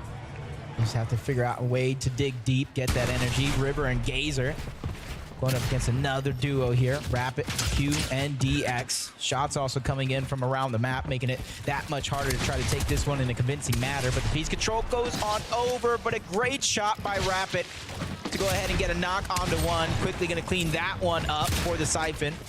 Getting that refresh on the maps as well. You can see he's max. QNDX ready to continue putting down the pressure, advancing forward every chance that he gets, trying to cut him off. River's going to be by himself. A little bit of a miracle is going to be needed, but he's quickly keeping them on the run, going up elevation. Definitely one box at a time, trying to tear down the walls of his opponent, give himself some real estate to work with, trying to stabilize his position. And momentarily, he's going to do just that. And another shot being fired onto Rapid, so the bait and switch is going to come in, and they played that one to perfection to take down River. Let's go. Well played for Middle East right there. Meanwhile, Tahi has to clutch up for death. This is it. They're working together right now. They find DeGueda there on the rotate. Very nicely set here for the rest of the game now. They can pick up these materials. They can pick up the extra finds here. Get right to the zone. Plenty of time to work with as well. This will put them well within the Surge comfort for now. Saw Kaizen go down in the feed. Clement was also out, but they've positioned themselves on the leaderboard in 15th place. Got to be confident that it is going to hold, but only time will tell as Anon goes down to the deal. Suns as well, so another duo's run here this weekend comes to an end, while another one is shining bright. Love to root for death. Young kid from the Bronx alongside Tahi, but it's jumping over to Okis, who's trying to put up the solo clutch here. For a moment there, he had a bit more on the standings, but now pressured in by Kitos and PHN. They're working the pincer maneuver here. One wall and two, and Okis now runs, trying to stay up. The early med kit here, they don't want to risk anything, making sure that they put themselves in the most optimal position to win this fight here. You have to respect every pro player that has made it this far in the stage. The best of the best globally here gathered for the weekend's tournament. There is no easy set of eliminations, but Okis is gonna fall here now to the hands of PHC. And just like that, the Brazilian boys gain another. Well played.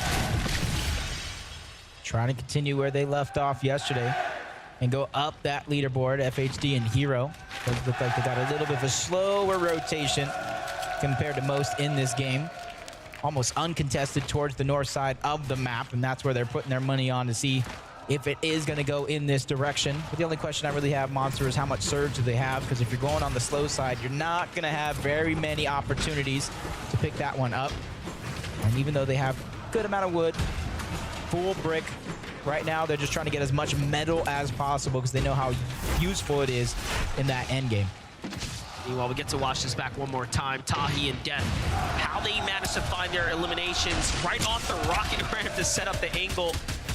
Tahi, who came back from an extended break, joins back up with Death in the final last chance qualifier, pushes his way through, and then secures himself the ticket, the ride here to wonderful Copenhagen. And now this is his last chances, his last efforts at play here in game number 5, where they absolutely have to come inside the top 10 if they want a shot.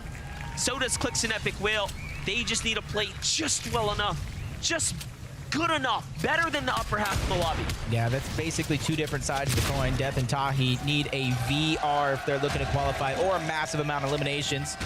You said it yourself, Clicks and Epic Whale need to do just enough to go ahead and punch their own ticket there.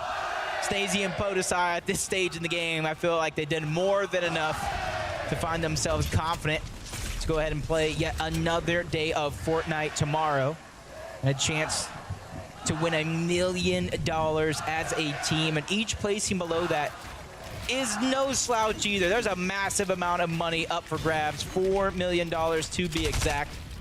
7-man is trying to put the team on his back here. By himself, you see he has the vault loot and he's in 27th place.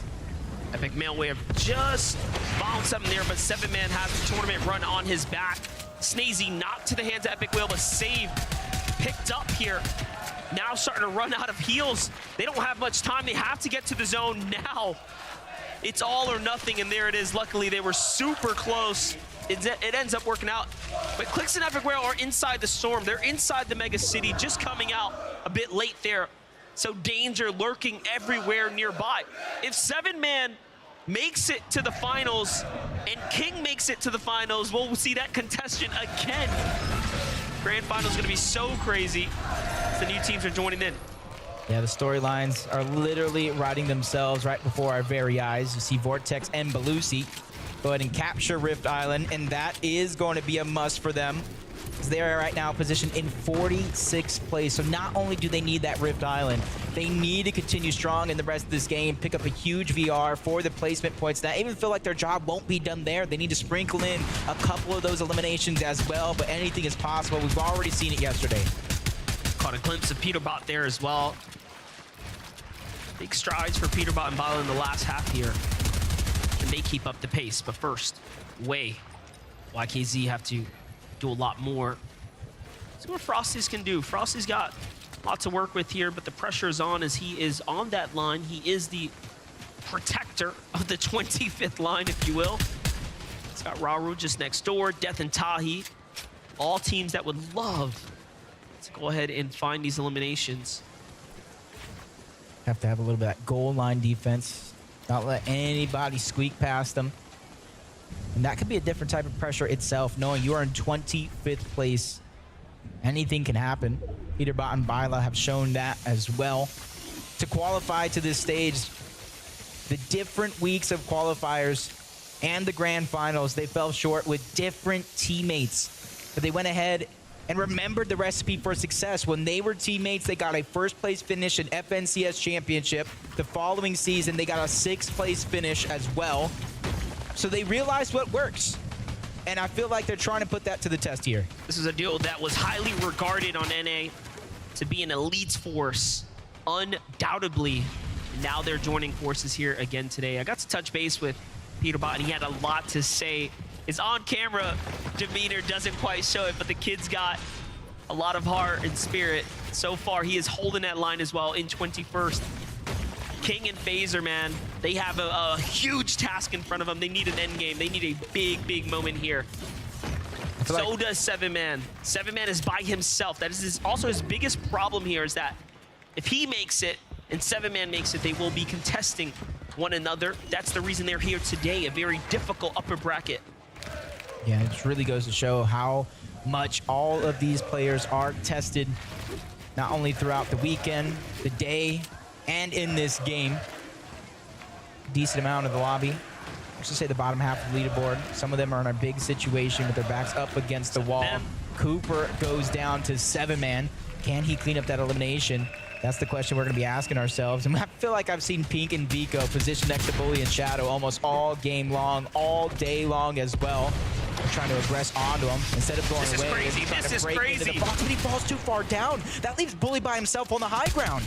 The wild part about it is Shadow has that, like, all that potential to really finish the job. We've seen him come back with late tournament strides and key his way through teams. That is where he plays best. But unfortunately, he's caught out trying to go against the fired up Vico and Pink. They're just, you know, in the zone, in the stride right now. And it's truly showing. And they'll find themselves this elimination. This will surely secure the deal now. It's over, it's done. Bully has to put the rest of the tournament on for himself here. You know, they have to at least be proud that they went from being one of the teams placed last up into the 30 spots. Yeah. Can he push a little further? Solo is going to be a crazy task. He's going to have to dig deep to perform that. You see a lot of the teams that were on top of Rift Island or around it, they get that far pull towards the south side of the map. Cooper and Miro actually do both go down. 7-man's going to clean up both of them. Bully falls as well. Batman Booga trying to hold on to his position. And then we got Snazy and Podesai over on the other side. It does look like they're on the hunt. They have at least one player around him. It does look like he might be a solo. And I wonder if that's 7-Man who's already been heating up. Well, quickly answered. 7-Man is playing so well. Those are 8 points. Those are 8 points. He was at 26. That's gonna jump him up. He was 190 damage below. He already found the knock. He finds up Miro afterwards and crushes them at the same time. Look at his loadout. He doesn't even need any variation of the shotgun either. He goes in for that mythic stinger over towards Relentless Retreat. I questioned it. I questioned it yesterday, and my answer is here today. You can see why he's doing such things, but he's still below the damage threshold, continuously falling. He needs to figure out what he's going to do, and right now he's just trying to pressure a team across the map. Hope some of those shots sneak through. But he has a couple players on the backside. Hen and Vasquez, Bryce as well. And this could be his opportunity as he looks back to try to get that surge. Well, one thing's for certain, this is the best performance we've seen come out the Middle Eastern region as a whole at any in-person event. They have just continued to get better and better, and 7-Man is truly showing us why they are champions of their region. Although CalGamer is down right now, but he's got to do it again. He needs more surge. 2 eliminations was not enough. Next up might just be Bryson Chubbs, but first he's got to pick his poison. He's got to move here now, and he's got to move soon. He's one of the last persons here on the backside of the zone. Yeah, it does look like he's going to attempt to out-heal it, wait for those opportunities for these players to try to go ahead and continue moving towards the zone. That's going to be his best chance to try to strike. He's trying to contain the Storm Surge, but he's still 100 down, 133, continuously falling. A lot of his heals are going to be expended in this situation. But what choice does he have? He's a solo in a world of duos. Yeah, and that damage that shows just slowly slipping away, getting further and further, looking for any of that leftover loot. He knew that he had something here. There was stuff to spare. Has to pop the Slurp Juice, take the double. I was going to say the double movement potentially, but no. Needs the shotgun. He's got to do something monumental now. Will it be a duo he lands on? Let's find out. He finds a team rotating here. It's Belusi and more, but then into the box, and he almost does it. It was so close. He finds Q&D, but Rapid was there to seal the deal, zip him up, and unfortunately, that's it. That's Rap. So what a performance. You have to be so proud you made it that far. Yeah, just outside of that bubble in 26 is where he went down. And he's doing it with an unorthodox playstyle, not really carrying a shotgun until that final moment. Oh no, this is everything. Well, 139 below though. They realize the situation that they're in. Even though they might want to back off, they have no choice but to go forward. That's PH Zen and Keto's on the other side. And this is where they're just trying to back down. They're doing just enough, one foot in front of the other. But if they continue to wait for too long, Storm Surge will activate, and they don't have many heals between the two. This is so scary because PHN has been on fire, but he doesn't have shields. Clix has to do it. He has to do it here and now, and he does. Puts up the numbers.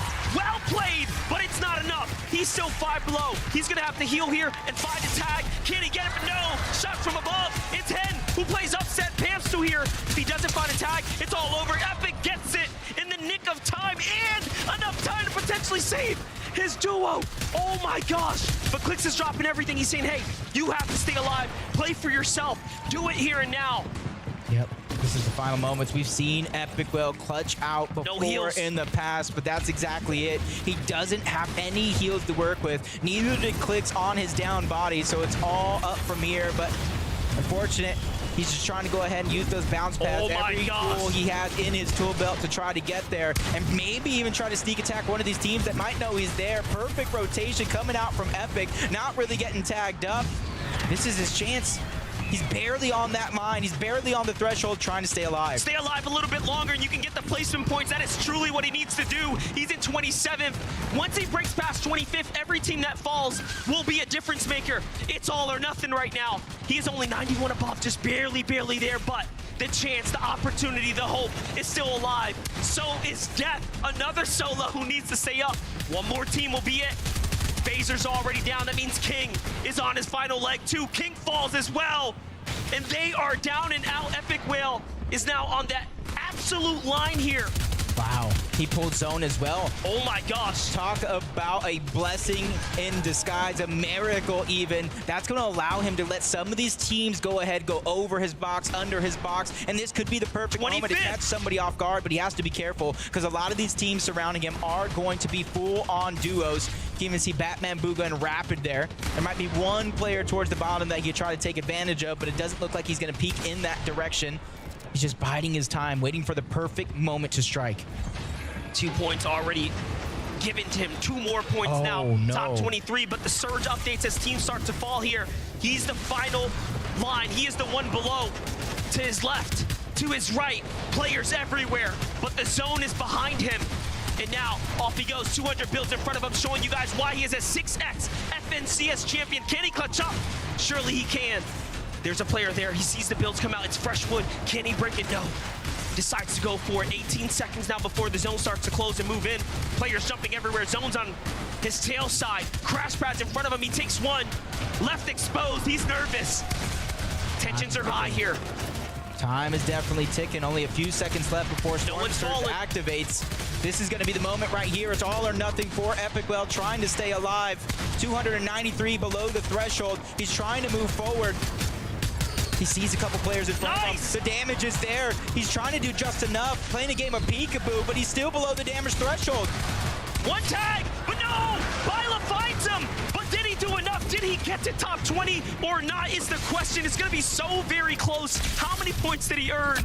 Back into the game, though. The line is there. Peterbot is firing his way up to the top, and he's still going. Finishing the job that Epic left off. A clean finish there onto Rapid. He's hoping and praying that every one of these teams are below him are getting eliminated by people who already have their spot secured, just like Peterbot and Bila. They're inside of that top 25. They're trying to push themselves even further, and he's hoping that it's them who take down some of these players. Moneymaker, Fnayan are going to be right below Bila. That's one of the teams that needed a big game here on the day. High ground's going to be stolen away from TK and Quanti. One of them's going to go down. The crash landing comes through, but Peterbot just dunks him out of the lobby. Peterbot turning online now, but he loses Bila in the process now by himself. Peterbot has definitely done enough to get to Sunday finals. At this rate, it has to be. But Groles on the low ground here for Clownski has to put up the numbers. This is incredible. If he does enough, he can actually push players out of their top 25. This is one of the few players that needs a little bit more. But Deal's in front of Peterbot. There's still a few top teams in the running here. Yeah, there's only just a couple of teams outside of that bubble that need these big points. Top 7. Every single player left is going to be solos. Peterbot falls. He was just on the bubble as well. Noxy getting an elimination on Delushi. Final 4 players. This is it. These are the moments. Noxy falls. 1v1 situation. Fadil versus Groles. A player who already has a spot versus a player who needs a big win. Groles goes down. Fadil takes him out. But who qualified? That's the question we're asking. What a well-played fight it was, and Fadil and Savage get a win like we know they should.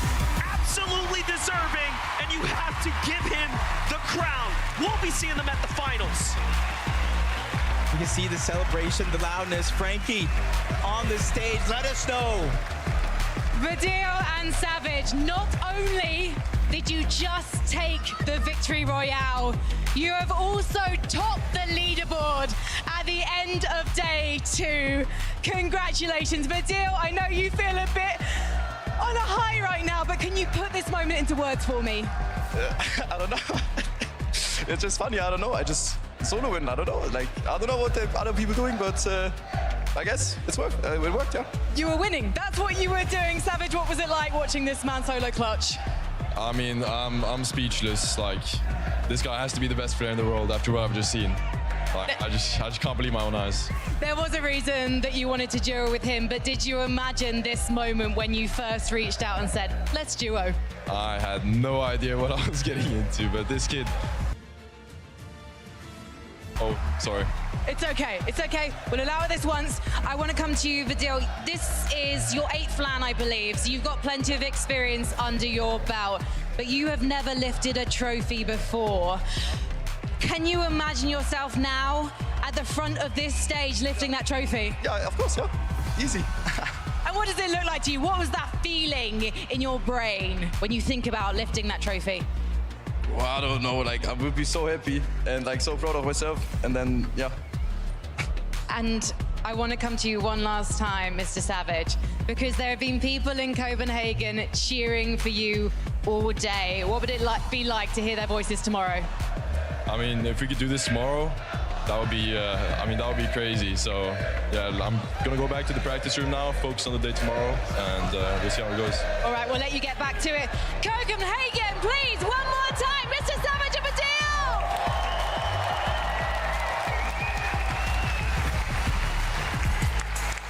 I mean, come on! How else do we want to close this lower bracket? From first place in the last chance major to first place in the lower bracket. This is a story in the making. Congratulations, Mr. Savage and Vidil. I know y'all heard the crowd erupt here in the Royal Arena.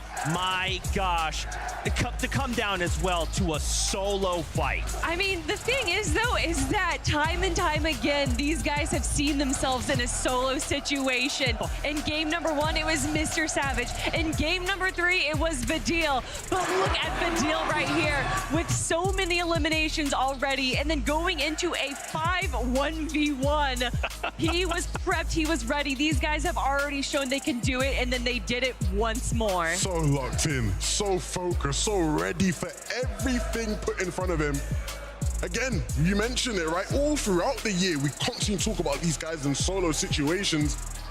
And this is what they do. They deliver. They have these big clutch moments. They like to leave it late, clearly, right? You know, last chance major winners now winning the lower bracket. Doesn't get quite better than that. Can they now win on Sunday as well? Ooh, I mean, that's the question, right? But really, I just want to talk about how supportive they are of each other. Yeah. How much they have each other's back. And look at that. First place coming out of the lower bracket with 249 points, but also Agers and Kanata coming in second. We all knew after Major 3 that this duo had it in them, but then they faced the impossible task in day 1, going up against the likes of Malabuka and Thomas HD, but we all knew that they were capable of showing up. 100%. I think when you look at all of those teams that were there on that page, right? You know, a lot of these are names that we expected to make it through the lower bracket when given that opportunity, and they have not disappointed. Of course, the main man himself here walking up, soaking it all in. How can you not? He's had so many fans and supporters here today. Almost everybody you speak to says, yeah, I want to support Mr. Savage. I want to see him qualify. Looks like he's going to be playing. Mr. Savage, I know you can hear me walking away right now. I want to make sure that you never do what you did on the stage again, and that's sell yourself short. I know he's like dealing in the moment, but Mr. Savage as well put on a performance for us. So I'm just looking forward to seeing them tomorrow. I cannot wait to see. You know that they are feeling so good right now, and I think this momentum is going to carry them into the competition tomorrow. Let's do it. Let's do it. We got to know the 25 players who has made it on to Global Championships Grand Finals. Here is a look at your list, and I would want to call out one duo in particular. Bottom left, second from the bottom, Rolls and Clown. These guys literally battled it out there in game number 5 of the day, and they literally found themselves in that top 25. They were outside, and in a single game, they said, Grands, we'll be there. Unbelievable. Rolls and Clown are a duo that if you watch competitive Fortnite in the EU, their name you've been seeing about throughout the year, right? They're names who are in these lobbies and at any given moment can put on a performance like Rolls put on there. And boy, did it come at a good time, right? You know, I spoke to them before the competition started, and I actually asked them, between the two of you, who's the carry, right? Is it Clown, is it Rolls? Who would you say is the carry? And Rolls looked at me straight and said, look, I'm going to be the one that steps up. And here in that last game, to clutch up, to send them through to the final seek, it was Rolls once again. He played it so smart and so aggressively too, and obviously that just gave them the right amount of points that they needed, but also Stain and Data's just barely scraping by. We saw them have such hot and cold games throughout the day, but when it mattered most, they clutched up. Such a good story, and of course, Danish fans rejoice. Steno and Lucy will be going on to grand finals as well. There is so much representation. There is so much on the line tomorrow. My goodness, my head is racing. Like, I'm just thinking of everything, all of the things. But what's important about today is for the 25 that did go through. Now you have to level set. You have to figure out what's the plan going into tomorrow. We know there's 25 duos there. What do we need to change up to prepare ourselves? Well, I mean, the teams that have competed here today have either competed in day one or at least got the chance to see how the teams have competed. But that also works inversely, where the teams in day one now got to watch all the teams compete here today. So any kind of secret strats they potentially have is probably not going to be used anymore. They have to go to the drawing board, look at the VODs tonight, and you know a lot of these players are going to be studying up because there is $1 million on the line tomorrow for that first place spot. Yeah, 100%, man. Everyone's going to be scrambling tonight, figuring out. Let's establish now what the map's going to look like even, right? Because certain teams, right, are they going to switch up if they're going back to a spot that they were contested at? If you're Vico and Pink, do you now go back, keep going to your spot and try and deal with Bacon and Cold? If you're Cammy and City, you're seeing Davis and staying qualifying and you're going, oh my goodness, not these guys again, right? So, you know, again, you're going to have to spend the night really thinking about how tomorrow's lobby is going to play out for you.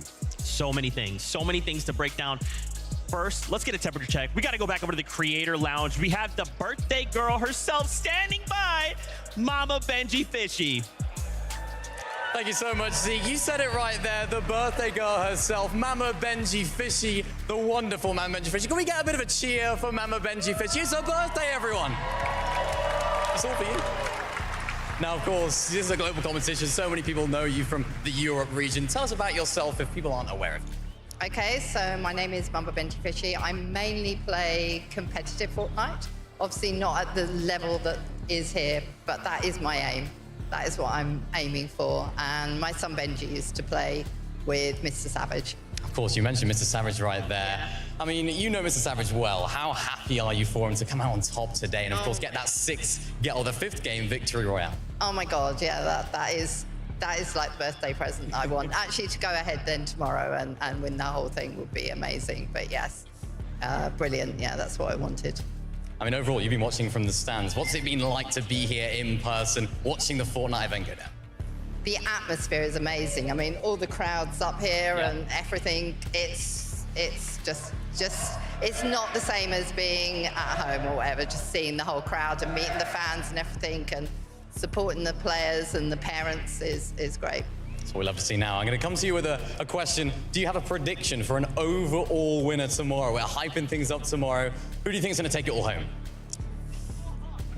I would love to say Mr. Savage and Vadil, but I don't know. There's so many good teams out there. Obviously Malabuka, Queasy, but then they're being contested, like Canada at Racetrack and things. So who knows?